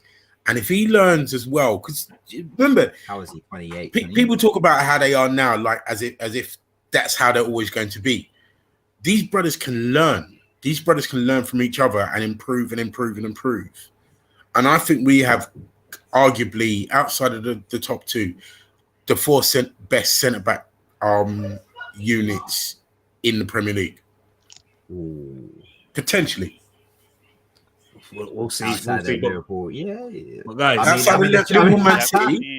Chelsea signed Kimpembe and Koundé, 100%. All right, fine. But at the moment, no, I'm saying they won't be there. Those two are right. Those two. Okay, fair. Well, guys, before I move on, I just wanted to show you something. I thought about this because King actually brought up in the private chat to show Saliba's stats. And I wanted to show it you. Obviously, what stands out right there is his passing. His passing is ridiculous. That's it. 99, 98. Yeah. It looks like it's FIFA, and you've just Yeah, I know. Trust me, exactly. You just sort of smacked all 90s. But some people, if you're looking at that and you'd be like, they're defending, not looking too great. You know what I mean? It's not outstanding, not bad either. You know, decent interceptions. But let me show you a certain centre back that plays for Liverpool under the name of Virgil van Dijk. Look Yeah. at his stats defensively, and this is what I'm saying. What does Virgil van Dijk excel at? His passing. And you can see it right there, the attempted completion, progressive passes, progressive carries. Also, I'd add to that, the reason why his defensive numbers aren't that high is because he doesn't have to do that much defending. If you're not doing that much defending, do you not have to defend? Your stats are not going to be that high. When that Aerials one was insane for Van Dijk. What the hell? When Saliba's playing at Marseille, Crab, you saw it as well. They're not attacking Saliba. They also don't cross the ball. No. In the league. Like, yeah, so he's not gonna. But yeah, exactly. They're not. That guy, I saw that PSG game. He was unreal in that game. Like he just looks like I said, that sixth sense. He's just got to be refined into a system. Yeah. And you got a top centre back there. We need to make a move because he is one of those ones where we will lose him quick. Oh yeah, before January we will. If we don't make Champions League this year, we will lose him. No, I think we'll extend his contract by January. By January, they're going to give him the first 6 months, and he's going to look at the team. And I genuinely think him being in that side, and this is something that a lot of us don't take into consideration because we're not in it. Yeah. But being in that, guys, and among them, and everybody's your brethren, and you've got that feel that's like, actually, I want to be here. I see something happening with this side. I want to be here. We're making. My minimum requirement for Arteta this season is Champions League, finishing in the Champions League spot. I think we're going to do it a lot more comfortably than people think. I hear that. And you see, we still got parts in the summer to go. Whilst, guys, I'm just letting you know the link is in the chat, and to my wonderful panel on stream, let me know if because I don't know how long this might go for, but let me know. Just give me the thumbs up, and then we'll make sure that you guys, because it's hot. The heat might have taken out. I've got my fan on, so I'm good. You ready? The Don's ready to take all the fire, the questions fired. You got hiding in the back. Exactly. All right. So Zinchenko signed. Well, for a little bit of a quick fire one. What positions do we now need to sign before the end of the window? I'd say before the end of the window. What I feel we need to sign is a CDM. I would have liked Ibrahim Sangara. I would loved him to either play alongside Partey, or if Partey has his same injuries. I still think we need someone who can play on the right side. I think we probably have that in Vieira, but if we got Paqueta, I'd be more happy about that. I see no more than 3 more signings. Two probably is the max, but I can't see us getting signing more than 3. One of those 3 is either going to be Paqueta or Tielemans. I think the Tielemans deal, because they know it was already done and nobody's coming in for him and it's still waiting there. That's why they've left it that long. But 2 to 3 signings. And I'd like them to be right side and CDM. There we go, right there. King, do you agree with Wilf there, or do you see any other position that we need to address? I'm actually glad that he mentioned CDM. I'm a big believer that CDM in a 4-3-3 system is the most important player, and it's also the hardest role to play. Definitely. That's why very few teams play like that. It's like Real Madrid with Casemiro, Man City with Rodri, or Liverpool with Fabinho. It's very hard. And for us, we got Partey, and then there is like Sambi and Elneny, and they are good at certain things, but they are not good at what we need for me when we play 4-3-3. And we saw that against Everton. Like, people kept telling me, Elneny had a good game. he had a good game, but the team had a poor game in the second half. And that's the problem, because they can put pressure on us. And, when teams put pressure on us, we become a bit shaky, we still got that in us. So for me, if we can get a cover for Partey, I would be so delighted. For me, it's the most important player we need to get in now, because at least, as much as I want more attacking options, at least we've got options now. We have players who can play on the wing or who can play in attacking roles, which we didn't have last season. But I would go for a CDM. I would still go for number 8, and then I would go for attacking wide player who's a bit versatile. I think that if we can get someone who's 25-ish, that would be great. Definitely. And do you go along those same lines there, Crab? CDM, because not many Arsenal fans have spoken about it. I know he wasn't initially at the start of the window, but it seems to quieten down in that front. Yeah, I think 100%. I think I'm probably leaning more with King. CDM, backup CDM. Just go and get someone from the French league. To be honest, just go and get. Who's that guy that plays at Lyon? I think he played. Yeah, I like him, but I don't think he's a CDM. I think he's more of a central midfielder. Yeah, it'll be a bit difficult for him as well with his height, because he's like 5'6". Yeah, he's but go and get a CDM. Go and get another central midfielder, which is where I want Tielemans, to be honest, or someone in a similar mold. And then Show would mention I'm keeping Pepe. Give Pepe another run, and I like Pepe. Give Pepe another run. So there's your attacking midfielder. So play him on the left as a rotation with Martinelli. There you go. But yeah, CDM, and I want a CDM cover for Partey, and I want a central midfielder. I just want Tielemans, man. I think Tielemans just ticks all the boxes in terms of ball progression. He plays good passes. He doesn't drift too far from his position as well. He's not the best defensively, but he's not he's not up and down the pitch as much. So yeah, I think someone like that, and then go and let Lokonga go on loan, and I think that's I'm happy. I'm good starting the season with that. Who's that other guy at PSV? Eric, some Mexican brother. Oh, Gutierrez. No, he's at Ajax. Gutierrez? No, he's definitely PSV. He's Alvarez. Are you on Edson Alvarez? Edson Alvarez, yeah. He's Ajax. No. He's Ajax, He's definitely PSV. He's like it's Cody Eric Gakpo. something. No, it's Eric something. He's a CDM, and Eric Gutierrez. Yeah, there you go. Oh, I said that. Is it Eric Gutierrez? Yeah. He's definitely he's a PSV. I like the look of him, and for the price, he's next to nothing. He's next to nothing. There you go. Big up realist, man. Big up my bro. Yes, realist in the house. You was the one who came up with the idea. Yes. Yeah, hope you're doing good, man. Hope you're keeping good, bro. You was the one who came up with the idea, and I thought, you know what? Yeah, let's do it. Let's hear what you guys want to say when it questions. I wanted to ask something earlier, but it's earlier in the show, so I forgot about that already. But something else too. You man don't think y'all like stockpiling a bunch of creative players?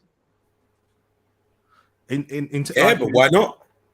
No. But hear me out, though. Hear me out. You bring in a bunch of creative players, then you kind of gonna throw your balance off in your team still, because you have a bunch of attackers, and you kind of lighten the aspect of like the workers. You get what I'm saying?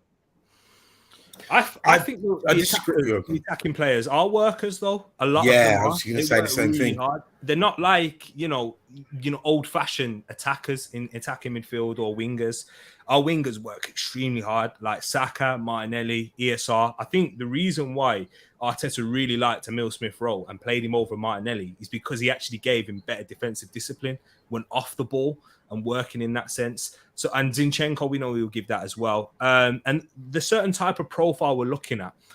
Also, Fabio Vieira, if you watched him at Porto, he plays for a very conservative, pragmatic manager in Sergio Conceição. That's how he plays a flat 4-4-2, and he wants his players to defend and get behind the ball and pressure as well. And when we're looking at Fabio Vieira and those types of players, they do work hard. So I'm seeing that we are getting attackers who will give you the pressing and the running, similar to Manchester City once again. I think that's the mold we're going towards. What was you going to say, Will? Paqueta is in that mold as well. Because if you look at Paqueta's stats, he wins the ball high up the pitch. He's a nuisance. He's always on at players. If you look at it again, if you look at his stats, he's winning the ball in the last third of the pitch. He's when he loses the ball, he's one of the people that gains the ball back as quickly. And I said this, I think I might have said this on the last show. If you're pinning your opponent in the last third, then you don't have to defend so much because they're not getting out their third. England in against Norway in the women's Euros, that was a prime example of that. They hardly had to defend because they wouldn't let Norway out of the last third of the pitch. And every time your their opposition defenders are facing their own goal, it puts pressure on them and it saps the legs out of you. And I think the profile of player that we are going for, as Realist says, are attack minded, but they defend high up the pitch. So I like this model, and I think it negates having to be so defensive. Yeah, defend with the ball at your feet. I mean, they defend high up the pitch, but in it, most of y'all, I can't just say y'all, even in our team, most of like the hard working players you need that will do the more or less the dirty work, they tend to be injury prone on both of our teams, and you might not really get to know like backups there. Because all right, Partey is one, but he gets injured a lot. Yeah, he gets something for Tony, all right, cool. That's a backup for him. It's his situation there. Yeah. So he has to look like he gets a little knocked out. Ben White could cover for him, right? Yeah. Well, Ben White's Ben White can cover with Tomiyasu, and Saliba can play in midfield. Centre back, and Saliba is very physical. I got this. I'm talking about like the deep players, like the Xhaka. Well, Xhaka doesn't really get injured like that. He just gets red cards like that. Yeah. So it's like all less party, and them man there. You all have any cover for that there? Well, we want cover for Partey. We got we do.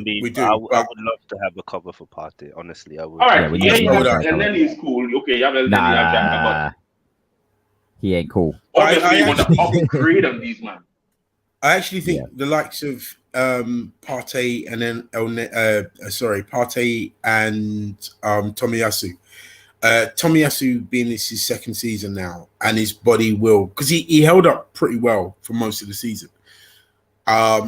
I think they'll look after Partey a lot more, so he plays a lot more games. There's no AFCON this time. I think you'll see more out of him consistently.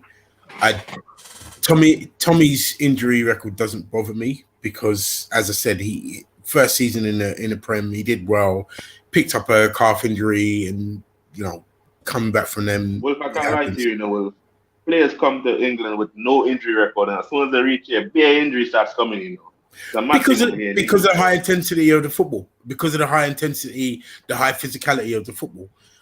That's why you see it when they do come to the Premier League. And the intensity of the games, like there's no light games in the Premier League, whereas in the Liga, at times in Liga, Bundesliga, especially in Italian football, the pace will drop if you're playing. If a Juventus are playing Sausalito, then the intensity is not going to be as there because Sausalito already know. Look, we're backing off, and we're not pressing. So yes, that's why you see the higher percentage of injuries with players that come into our league, because it's more intense and it's more physical. I get what Reyes is talking about though with the technical, the creative players, and that is what I was mentioning around. Well, that was slightly different around that, not jack of all trades, master, and that sort of thing. But the lightweight thing is interesting though, because even Zinchenko's got a pretty consistent injury record at Man City. He's missed quite a few games over there. Fabio Vieira's, let's be honest, I wouldn't be surprised if he gets injured. I don't want him to, but he's already arrived injured. He's a small guy. He's coming from a relatively softer league. So it can't hurt to have some more steel in there. And I think that's what is missing, especially in that CDM, in that midfield thing. CDM and CM go and get two tough midfielders. And the right back is another one we missed out on, because Oh Lord, help me if I see Bellerin playing for us next season. If I see Bellerin and Low Bellerin, man. If I see Bellerin and Granit Xhaka in that first 11 next season, I'd rather respect your captain Granit. We could be top of the league. I'd rather Cedric over Bellerin, but that's enough. We'll get into that in a second. Yeah, let me say, especially when I watched the other night, especially he was shocking. But anyways, what was I going to say? Do you know, in terms of the defensive midfield, I've got a little bit. I still want us to go and sign there, and I won't be happy if we don't. But I've got sympathy, and the reason why I can say I can understand it's difficult. Anyone tell me any defensive midfielders out there? Because how many teams need one? That's what I'm saying to you. How many teams need? We need to look further afield. The thing with that though, T, you don't think that when we say stuff like, there's not much strikers out there, there's not DMs out there. You don't think that's basically down to poor scouting? Because if these men doing their jobs, fam, they'll realize there's players all over the world. It's just the popular ones we know about. That's why we keep saying there's none in the market, because there's either they're in a long contract or they just transferred somewhere. I never believe there's none out there. No, I agree. But really, this is it. If you're going to extend your scouting for an important position like central defensive midfielder, that's the bedrock of a team. This is why teams, and striker as well, it's the same over there. It's hard for clubs like Arsenal, Manchester United to take those risks in that sense, because we are in a bracket where, for example, as soon as Man United are linked with a player, the price goes up because they notice Manchester United. Yeah, but that's why you employ scouts and analysis people to do this type of stuff, to make sure, this player actually look at Liverpool. This Andy Carroll brother this time, I still think he's crap, fam. Yeah. But the rest of their signings, bro, when these men sign people, they always bang, fam. But really, who's to say Lokonga's not one of those scouted players? Brother, that guy, I don't know. That's what happens with scout players. If you was looking at Lokonga, you're looking at a different league. He's someone, he can do it. When you're looking at the levels he's putting in that. Yes, it's not quite banged, but that's what happens when you scout these players. Some of them aren't able to translate that form into the. Well, don't you think that's poor scouting though? Level. Because you might say it's going to be post. No, but can I say something? Yeah, I think first of all, we don't know what Sambi Lokonga's level is, because in the Premier League, if you look at Rodri his first season and you look at him new, it's like 2-3 different players in him. The same with Fabinho, he was struggling, and you can go on and on, playing CDM in Premier League. I don't like to speak about Fabinho, bro. I remember that guy. That guy was giving us all type of love letters, bro, to come sign him. We never did. Liverpool went in one morning. I heard they were rumored to sign. The next evening they got him. I was pissed. Yeah, even in his first season, though, Fabinho's older, and he played in Monaco in the team that went to the Champions League final. Rodri played at Valencia. That we came from. Atletico Madrid. Atletico Madrid. Like we've seen them in top competitions. You know what I mean? Lokonga hasn't. We've only seen Lokonga really play last season. I think Lokonga's good. I think his passing ability is very, very good, but he needs to go on loan. Like that's what I said. Like, we signed. You know what I think is Lokonga thing? When I said that he ain't the guy, right? I ain't mean the guy is shit. I just mean that there's some players that just the Premier League more or less ain't for you, because you the type of player that takes a little time on the ball to do stuff. And the Premier League is more or less high intensity and it's fast paced, so you ain't getting that time to do what you want like that. You get what I'm saying? Partey had that issue as well when he joined us. Yeah, and so did Rodri. Manchester City fans were literally saying Rodri takes too long on the ball at his feet. I understand what you're saying, really, and that's why we're emphasizing how difficult in terms of the speed of the Premier. It's not even necessarily the technical ability, because I think there's leagues where you have more technical ability in midfield, like La Liga. I got two more names for you. Go on, Kit. But in terms of speed, and how physical our players will be on top of you in the Premier League because of Pep Guardiola, because of Asthma FC in Liverpool. You know what I mean? Like Asthma FC, bro. I'm telling you, even Southampton are going to pressure you like mad. Do you know what I'm saying? Yeah, they take the piss, bro. Southampton do this mad thing, bro. I got two names for you. That didn't press, but carry on, Wilf. I got two names for you of players that, once they got the Premier League, stepped up: Salah and Kevin De Bruyne. because bear in mind, Chelsea had both of them. Yep. And got rid of them. Yeah. Brought them back in. How long? Remember, they weren't immediately ballers. Otherwise, they would have stayed in the Premier League. They both went out of the Premier League and come back and learned their game. Yeah, they never had a chance to be there with those two. No, admittedly, but at the end of the day, I remember they saying that De Bruyne was too weak, though. I remember they saying, he's too weak and he's not exactly. All of that. Look at him now. He's headed towards one of the best midfielders the Premier League's ever seen. Yeah, well, you've got to give them man them time. You got to give them man them time. Yeah, I agree with that. He played 13 games for that Chelsea side, 13, and most of those were off the bench. So and De Bruyne played even less, so they never got a chance. But I get what you mean, and I agree with that 1 year Premier League season. But you can also see it in certain players. Like, let's be honest, like Partey at Atletico Madrid was like Atletico Madrid when in those Champions League games they were getting no time on the ball when they were playing at Liverpool, and he was. I remember that game vividly when he played against Liverpool because I saw that this guy is the best, one of the best, if not the best, defensive central midfielder in the world. And you don't see that. You're not going to be able to say that with Lokonga. You see what I'm saying? No, but I don't know. Let me just say this. How many games did Salah play, and how many games did Lokonga play last season? It's probably not too much, bro. I don't mind Lokonga, but he needs to go on loan. That guy should not be in the team. This is what I'm saying. Like, if he's never been given a good opportunity either. When he's come in, is when we've been injured. At the first game of the season, Brentford, we had COVID, we had everything, messed it up at the back. It's not a good environment to bring him in. If we brought in Lokonga for just Thomas Partey, whilst we've got Tomiyasu, Tierney, and those things, and you give him a run in the side, it proves dividend. And that's where, Eddie Nketiah, whatever you might think of him, you might not think he's great or what you might think he's amazing, but he was much better. And even if you don't rate him, he's a better player you see him as a better player than before he had a run in the side. Yes. That's where it is with young players, man. It's difficult. It's like us trying to judge Donny van der Beek right now. You can't in the Premier League because he's not been given a run. You can't do that.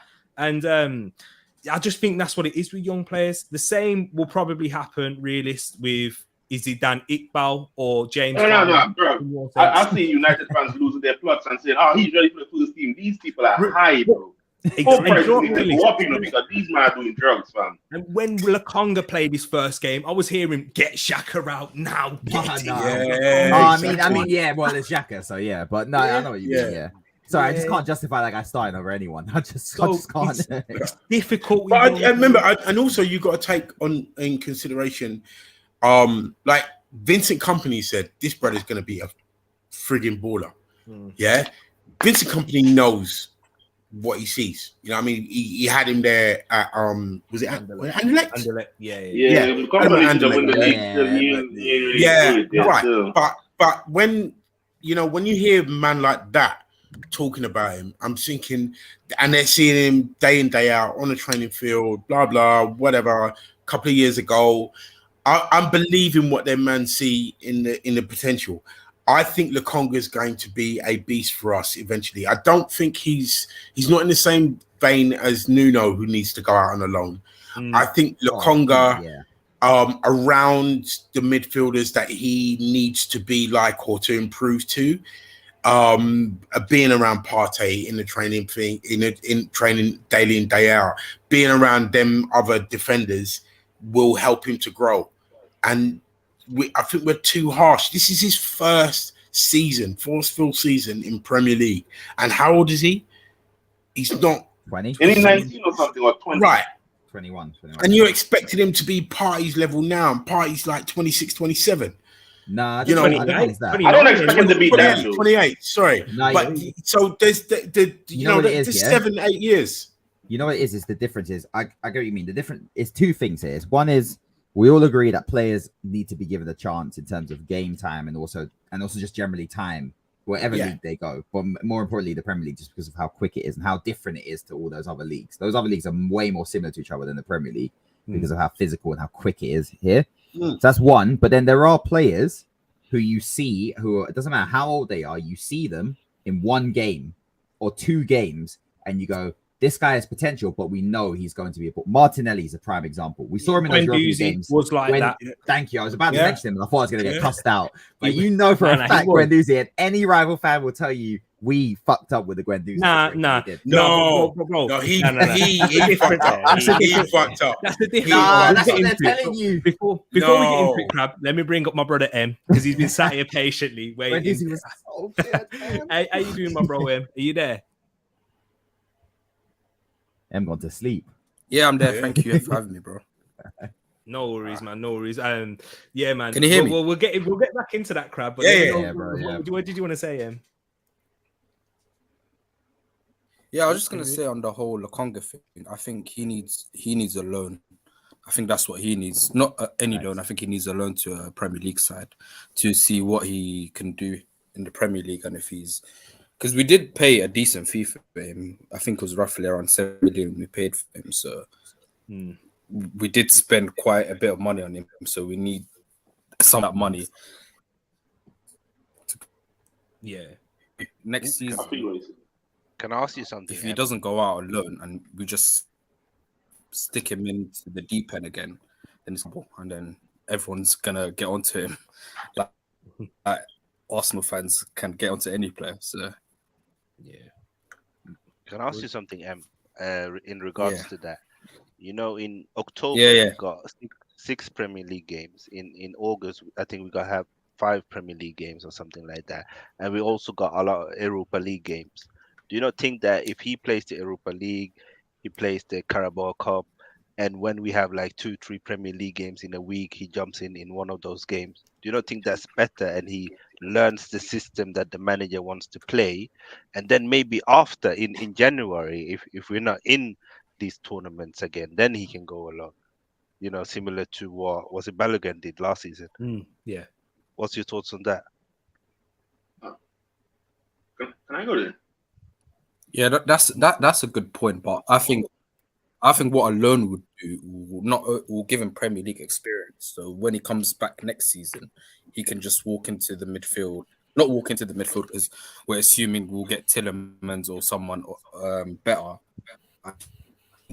And when we rely on him, because last season when he came in for Thomas Partey, he underperformed massively. There was so many games where you could even say he cost us points. Palace at home. Yep. To say game ball a few times led to Palace's goals.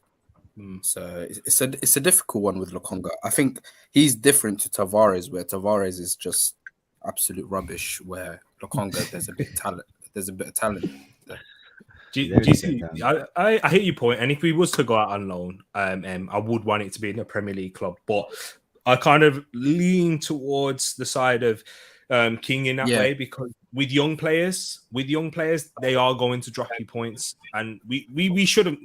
As Arsenal fans, we got sucked into that. We thought, you know what, we could have the dream, we can do this, but and we can do it with these young players, and they won't let us. I think him and Tavares drop it. Yeah, exactly. Yeah, both of them. Or there are young players who win you points, like Guendouzi did last season. And also Aston Villa. Let me ask you this. Don't you believe that?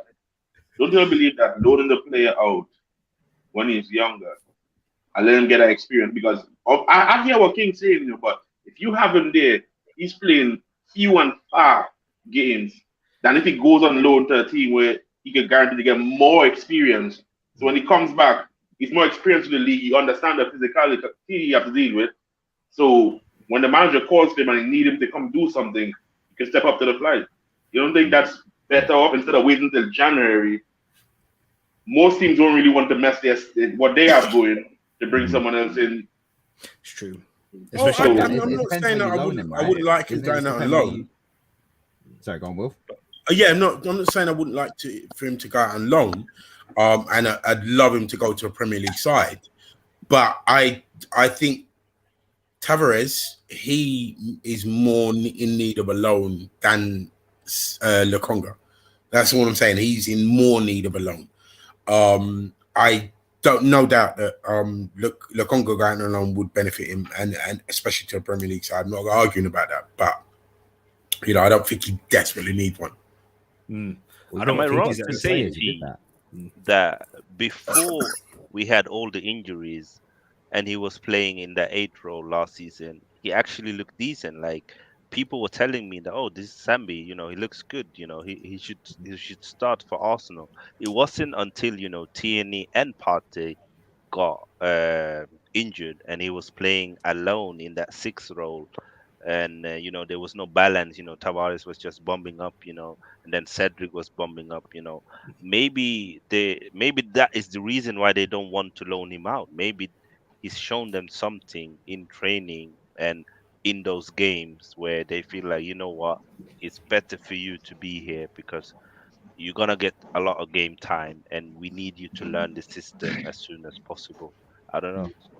Exactly. Big up Mohammed in the place. Guys, just letting you know, we're going to be going for about 10 more minutes. I promise. Yeah, because I got work tomorrow as well, you see. But big up Mohammed. Thank you for coming in, my bro. Let us know, what do you want to say? And I know you and Wilf, you have great debates as well. So yeah, man, I'm ready. I've got my popcorn. Hi, Tereak. Hi, guys. Hi, all. Good evening. Big up Mohammed. So yeah, hi, all. Of course, after rubbing up... Mohammed, yeah. Sorry, 1 second, my bro. I just King's got a run. So King, thank you for coming on, my bro. Really appreciate it. Let people know where they can find you, King. First of all, thanks for having me on.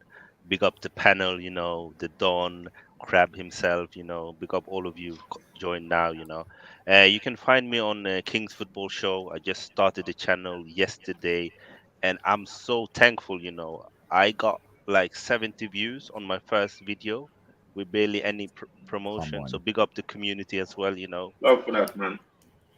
Exactly. And I see you guys again. Catch you later, King, my bro. you better be coming with them fantasy tips, bro. Yeah. I'm gonna drop. I'm dropping a video tomorrow. Minimum. Oh, he's very good. Start doing them tiered ones as well. The member private exclusive videos. Crab trying to cheat, fam. Crab trying to cheat. I finished outside the top 5 million last year. I need some help. Oh, God. Crab. Yeah, he came into my league, the Fantasy Premier League. He came in. I wish he never did. He just ended up winning it. And did you win the cup? Now, actually, Bungle beat you in the final, didn't he? Yeah. Oh, yeah. Slick, Crab. You just want to do those forfeits if you lose, though. I think I lost the King in the semi-final or something, man. It was something like that. But yeah, is what it is. Big up, my bro, man. Thank you for coming, man. And look after yourself, anyways. You but too. Mohammed, apologies for that, my bro. You know what? You let us know. Let us know your thoughts, man. On Arsenal with Zinchenko, obviously signing, and anything else as well, man. Yes, Tereak, after wrapping up the deal for Zinchenko today, maybe the medical will be on Wednesday. So we all know that Arsenal love to announce any deal on Friday or Mondays only. So I really expect the announcement on Friday. About the deal, very good deal.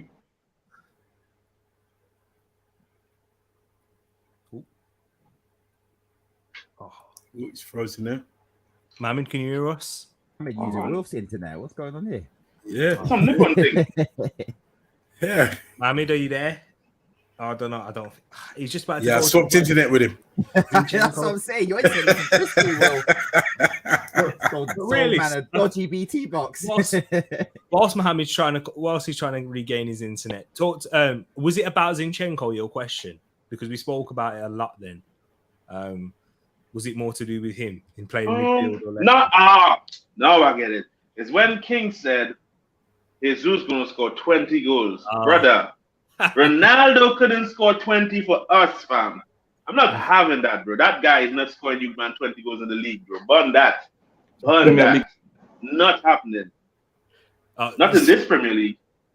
But in fantasy. You know what? We'll get into that. But Mohammed, are you back? Can you hear me? I think he's having internet issues. Yeah. Mohammed, you know what? Because we're not gonna have too long as well. We're gonna do the show next week, and we'll let you have your say, my brother. Yeah, I might be doing one on Friday. I hear you. Tereak. Oh, you can hear me? Yes. Oh, you there? I hear you. You hear me? Yeah, Yes, I of can hear course. you now. Yeah. Okay. Before you go again, sorry, man. Realist in terms of that, I can hear what King's saying, because he will have a lot more chances and responsibility at Arsenal. He's going to start every game. You know what I mean? So, but to score 20, Tereak, 20 goals is a mad thing, Tereak. He'll have to have a very good season, but I don't think he'll be far off 20 though. I don't think. You know, I might have to start calling you Tereak like Pat. You know, this is mad, man. He's not Tereak. Nah. Bro, remember, Ronaldo scored 18 goals, yeah, and how many of them were against Norwich? You know what I mean? Bro, he scored a majority of years, like 4 Wait, games, who's getting bro. 20 goals again? He's Kings said that Jesus can, if he stays fit all season, he can get 20. In the Prem.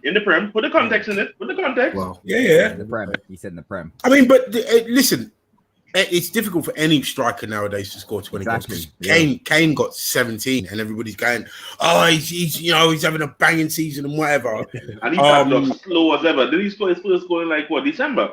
Yeah, this is what I'm saying to you. It depends if he scored them in batches. If he scores them in batches, because I mean, like Ronaldo got hat tricks in there and braces here and all the rest of it, and then went 10 games without scoring. Yeah, and also remember there was games that he got dropped and all the rest of it. So I think it's possible. I think Jesus will score closer to 17, but where the numbers will jack up is with his assists. And you're looking at most strikers nowadays to get assists as well as goals. Jeez. So yeah, that be watching it like that. I could get that though, but the 20, nah. I see what you're saying though, Will. Don't get me wrong. I see what you're saying in terms of scoring the goals and get the assist to, do it. So in terms of it comes like goal contribution, goal and assist. Yeah. I can see that. That makes sense. But to say that he's going to score 20 in the Prem, nah, that's kind of mad. It's a big shout. I'll give him that. It is a big shout, but I don't think he'll be too far off of it. No, but yeah, we'll see. It just depends on if he scores his penalties, and as Will says, unfortunately, we don't have De Bruyne in our team. We don't have De Bruyne. You're all right. Which would be nice. Which would be very nice. It would be nice. You never know. You never know. Man City's getting rid of a whole bunch of people. We got Xhaka. Not the ones I want, though. Exactly. If he did have De Bruyne, then he wouldn't be taking penalties, then would we? Would he? I mean, why don't we go and ask for see as Man City being generous? Why don't we go and Mahrez has got 2 years left in his contract. No, he's just signed a new one, isn't he? Oh, just signed a new one. Exactly. Yeah, no. KDB, ask for KDB. Just say he's got like injury problems, and they don't really want to deal with that. We'll probably get Kante soon, though. We're about due another Chelsea player above 33. Oh, don't. 3 years past his best at. But Mohammed, we got to where you was talking about Zinchenko, and then you said it was a good deal. Yeah, and then we cut off from there. So yeah, carry on, my bro. Apologies for that. Yes, you hear me? The voice is good? Yeah, all hear you now. I think it's all good. I think it's stable. Yes, I continue about Zinchenko. I was talking that he has a winning mentality and a big personality, and it's very important when you analyze a player not only with his performance, also with these characteristics. It's very important. I think he will add quality and depth to our squad. He's versatile, and of course, Arteta influence is key to strike this deal. Very good deal. He will be useful. He can play in midfield. He can play fullback. So, as I said, it will add quality and a winning mentality for our team. This is what's expected from any new signing. So, I think it's a very good deal. Now, after wrapping up Zinchenko, for me, the ideal situation, and we may not reach this ideal situation because I'm afraid that Arsenal, until now, is not able to sell the unwanted player, and they are many 6 or 7 players that we want to get rid of, and we are unable until now. So I'm afraid this thing will handicap us a little bit from bringing our targets. I think for Arsenal squad to be more complete and more stronger for the next season, which I think that will be the toughest season ever in the Premier League history, based on all the big six, what they are doing in this crazy transfer market. And of course, we'll wait until the end of the market. So I think another top winger is wanted, and I think Arsenal may go to this deal. And midfield, Tielemans. I see Tielemans also. I rate Tielemans highly, but if you look at Arsenal midfield, it's packed of players. There's a lot of players in this area. So, as Ornstein today said, Tielemans deal may hang on Arsenal trying to get rid of some of the players. And if you analyze every player in midfield, only selling Niles, which is going to happen for me, and maybe loaning Lokonga. Everyone else will not go away, will stay with the club. So Tielemans and another top winger after Zinchenko, for me, it's a top market. Arsenal team will be complete, but is Arsenal going to do this? About Tielemans, I have doubts. About a top winger, I think for sure Edo and Arteta has a plan B and a plan C after Rafinha was the plan A. So every team now is in race to achieve their goals in this crazy market. Look at United, they are now better in signing. Look at Spurs, Chelsea are also running. So every team is running in this market. This market is crazy and important. Every team will be much more stronger, and we are not far away from the beginning of the Premier League at the 8th of August with a tricky match against Crystal Palace. So I hope realistically after Zinchenko, at least we get one quality deal before Crystal Palace match. It's an optimistic view. It may happen or may not happen, but I hope after this week Arsenal accelerate selling the unwanted players, because they are now handicap us, because our squad is 35 players, too much in pre-season for the manager.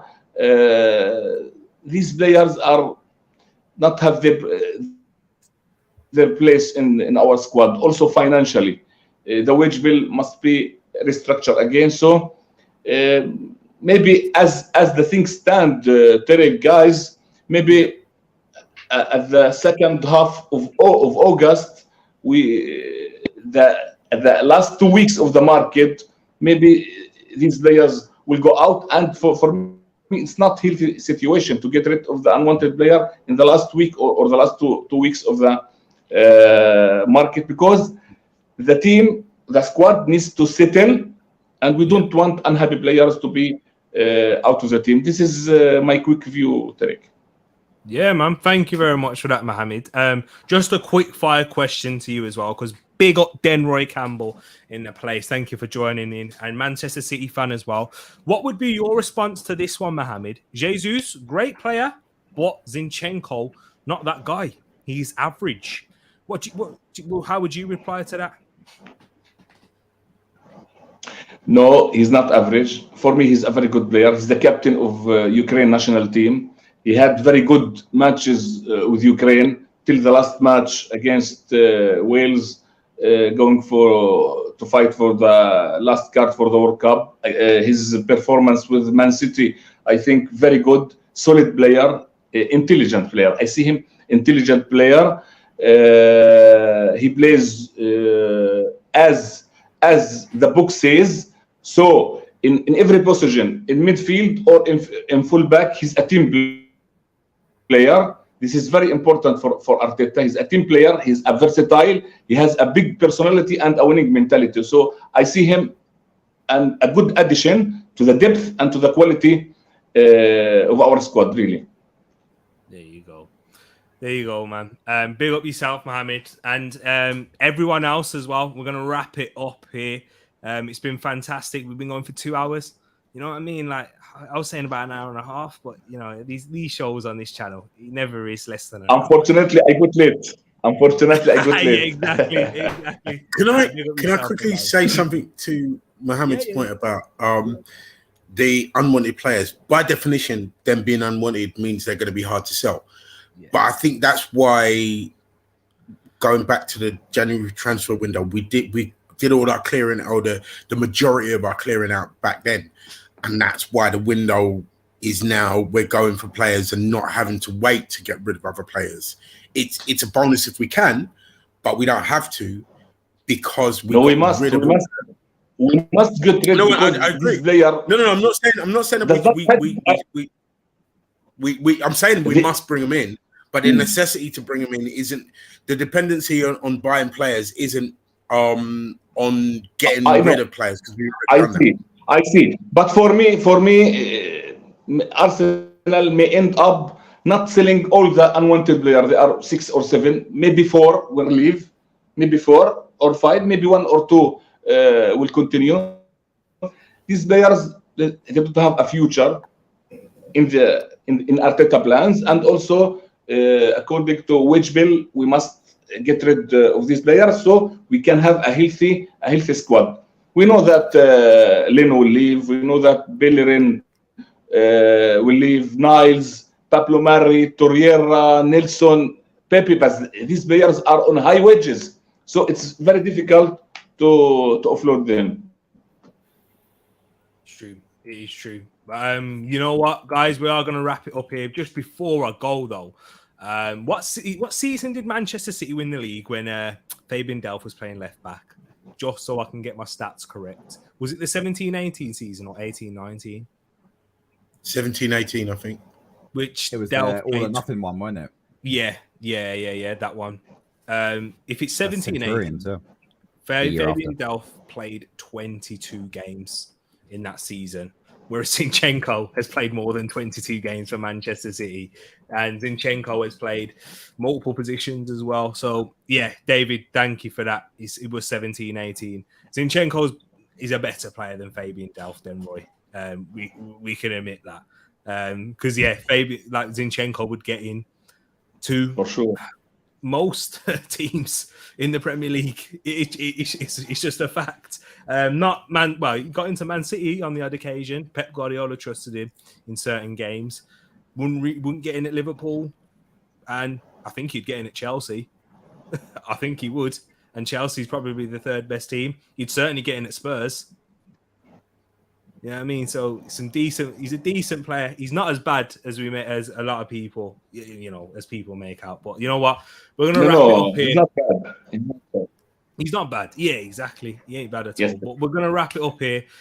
Wilf, once again, thank you, the Don of South London, lasting the whole 2 hours, 7 minutes of this stream in the heat. Bro, what's your final words, and let the people know where they can find you, man. Always a pleasure, T-Money. You can find me on here. You can find me in Discord.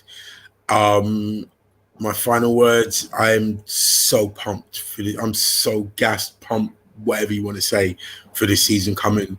I think we are going to do better than a lot of people expect us to do. I'm sticking with my 3rd place and going deep, far in the Europa. There you go, man. Are you hearing it from there, from Wilf? The Don himself, when he says it. Don't go anywhere, Will. I'm clipping this. The Wilf ain't going anywhere. Keep it. I'll be bring out when we finish 3rd. 3rd place, yeah. I'm on to you, Will. I'm on to you. Don't go anywhere. Yeah. On to you. Yeah. Crab. I know you wanted to say 1 place higher that you think we're going to finish, so you let the people know. Where do I think we're going to finish? Yeah, you said 1 place higher to me than 3rd. He ain't drunk. Where do I think we're going to finish? Listen, yeah. You don't have to answer that. No, I think 4th, just because I'm hearing Don't answer now. Don't answer now. Answer after the end of the market. I'm going fourth, bro. Yeah. Chelsea are done out here, bro. If they sign Kimpembe and Kunde, them man are finished. You not seen their preseason? They can't score goals, and then they're signing those two bozos. Chelsea are finished. He's putting the ball in the bin, though. I'm gonna regret saying that, aren't I? I know already. Yeah. Realist has I got. don't think so. I don't think so. Realist has got clips of Will. He's got clips of Crab. Don't go anywhere. I'm on to you, man. Nah, Realist knows if they sign Kimpembe and Kunde, listen, they can forget about top 4.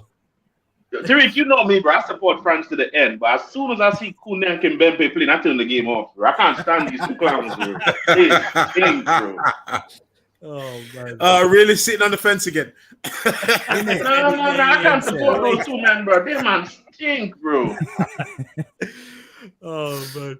Mohammed as well. Thank you, my man. Thank you, my brother, for coming on. Let the people know. Actually, Crab, you didn't let me wait. Sorry, Mohammed. Crab. Oh shit, my bad. let me say, a massive congratulations for hitting 1K followers. I appreciate that, man. People, appreciate that. If you're not watching on Twitch and you're watching on YouTube in the chat, hitting 1K followers is like hitting 10K on YouTube. It's not easy.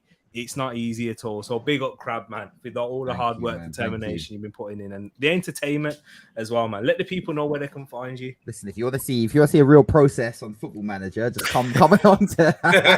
Didn't take me 4 years and 400 million, but nah, I'm on Twitch, Crab Dribble, streaming 4 or 5 times a week, mainly Football Manager, but I throw in Call of Duty once in a while or some other games. But yeah, mainly FM, and I will be doing some sports stuff when the season starts, watch alongs and stuff. But yeah, you'll catch me here most Mondays. Yeah, maybe drop in the Discord when you're going to be on the Twitch. Stuff. Yeah. Drop in the Discord. Yeah, and maybe you might see me carry Crab like I did in our first game of COD off stream. Oh, swear. Because you died, remember you were CM and I had to go revive you. Really, tell him. Yeah, I'm keeping quiet, bro. I ain't got wood to say here. Sitting on the fence again. Nah. This is Will's fault, man. Will threw me off that third place, bro. Threw me off, man. Threw me off my game, fam. Nah, that's it. Yeah, Jedi mind tricks, isn't it? Jedi mind tricks. Yeah. That third place threw me off. Come on, third place. Gabriel Jesus, top goal scorer in the Premier League, and Odegaard. With 20 goals. Let's go. Don't forget that. 7 assists. And we'll get to you, Em. Don't you go anywhere. We'll get to you. Em's got a big take as well. And he said it before, everything. So we'll get to that. But Mohammed, thank you for coming on, my bro. Let the people know where they can find you, man. Thank you. At Mohammed Rakiten on Twitter, my account, where I share my views and my analysis mostly on Arsenal. My honor to be with you, my friend Tereak, and all the guys. Thank you very much, man. Appreciate that, Mohammed. And you know you're always welcome, man, on here. And Em, thank you. Go on, Em. Let the people know your controversial opinion, because you know what, it's favouring you at the moment. But you said this before everything happened in pre-season. So tell him. I say good night, Tereak. Good night. Good night, Mohammed. Take care, bro. See you. Yeah, all I've got to say is Eddie and Kay will outscore Darwin Núñez in the league next season. And I'm going to bed, man. See this thing here. That's all I've got to say. You've already seen the misses, the compilations of Darwin Núñez. So, long may it continue. He said it, yeah, and everybody went mad. But you know what? I can't lie. The heat wave, the price of coal. There's a mad thing going on. This is wild. Darwin Núñez does look smelly. I can't lie. The Núñez thing is Liverpool are another level. But it's Liverpool. The only way that happens, though, Darwin Núñez have to score 5 goals for the season, bro. That's the only way this happens, bro. Hey. There's no way you're bringing just think about it like this. And have space for this. What in the Prem, Em, yeah? In the Prem or all competitions? I'm saying in the Prem. In the Prem. Because I think Eddie and Kate will bag in the other competitions as well. But I think even in the Prem, he will outscore. I mean, he'll score more in all, but just because that Europa League, you'll get like 10 goals in that. But... Until I just ever supply it. I'm crying. I just don't understand how someone can cost 85 million after having one good season in the Portuguese league. It's Like true, bro. who was Darwin Núñez before last season? Yeah, this is where I agree with you. Did This is where I anyone agree with know? you. I kept telling Crab and them that don't make no sense. That Yeah, it makes no sense. But he's playing for Liverpool, and like I said to you, really, the other day, Jurgen Klopp has not made a bad signing since he's been he there. just made one right there, fam. So it might be the first one, but let's be honest. Every signing he's made, they haven't signed one flop, not one. Hey, they laugh at you now. I think Brighton. Yeah, I think Brighton rejected Darwin Núñez. I think 2 seasons ago. I'm not interested. They actually You can't be throwing those in there. But you know, Blackburn rejected Lewandowski back in the day. Come on, man. Yeah, exactly. You can't be doing that. Everybody's got one. Everybody's got one of them in their locker. Yeah, let's not bring up. We are Arsenal fans, so we can't talk about almost signed. You might let Ibrahimovic, yeah. Yaya Toure at the club. He was 18 at the time. He was 18. But he had the confidence to back it, fam. We had the confidence. Yeah, exactly. Ronaldo first. But you can't slate a team for doing their due diligence, because as Crab loves to say about his Guendouzi brother, that brother had confidence oozing out of his backside, but it was his mentality. They couldn't take the chance. Couldn't take the chance without seeing them first. Public apologies to Guendouzi when he I know Real Madrid in 2 years' time. I know you say you're wrapping it up, Tereak, but I just wanted to say this too. Yeah. This is one thing I wanted to say. I now remember what I really wanted to see. How much money did y'all put Smith Rowe on? How much is he on? I don't know how much he's on. Smith Rowe's on something in the region of about 50 grand a week. Yeah. Saka's the one that's on the lowest. So when y'all gave him the number 10, didn't y'all give him a new contract? Yeah. He was that's when he got bumped up. Yeah, he was on 50 right now. Yeah. So don't you think giving this guy number 10 and making him think he's going to be a crucial part of the team, and now with all these attacking threats coming in, my man's thinking now like, yo, why going for my place, brother? He plays left, man. It depends on his mentality, because honestly, for me, other men coming in going, you know what, I've got to step up my gear. I've got to step up my game. That should be his. It should be motivation, isn't it? My motivation would be, these men ain't coming in to take my place. They're coming in to fight against me, but I'm better than them, and I'll leave them on the bench. That's how you've got to be thinking. He can't be looking at man coming in going, oh well, I've got to get rid of. Y'all think he have that mentality? Yes, I think so. Yeah. If I was playing that, he can keep Martin Odegaard. He can keep Martin Odegaard out of the first team. Let's be honest. Yeah, this is a new conversation going to start here. I'm going. Probably just start talking about Odegaard, bro, and Tereak and them like that, guys. So I don't know. It's a long one. Crab. Don't you dare. But also, again, remember, ESR is young. Yeah. He's a baby. Yeah, but some of the players you're brought into are young. Yeah, of course they are, but not as young as him. He's got so much. He's got so much time. Bukayo in that old, and then homeboy from Portugal. He's young as well. Yeah. So you've got to give them time. I mean, because we got Saka, and Saka is. This ain't no class of 92 now, Will. Come on, Will. This ain't no class of 92 now. Give them no. But every era is going to have their class of 92. We had ours back in the 80s with Rocastle. Well, nobody was wrong then, man. In the 80s, man. Yeah, well, then take my word for it. You know what I mean? But I'm saying to you, everybody has had them. And before that, you had the Busby Babes, and you're a Man United fan.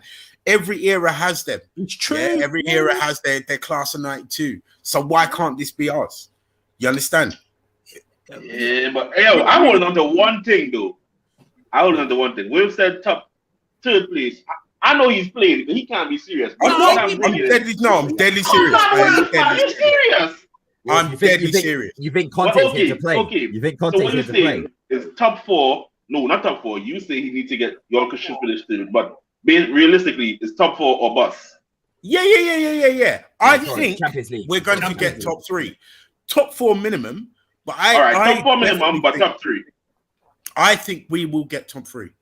Okay, so if Arteta don't get your letter for, are you all saying pathways or give him one last try?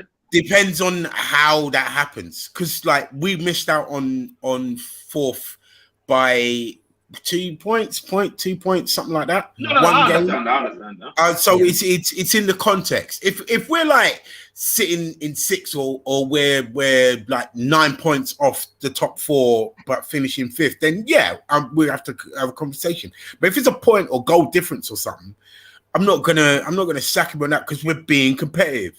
You know what I mean? Because if we were, it's by the same token, what you're gonna get rid of Klopp because he missed out on winning the Champions.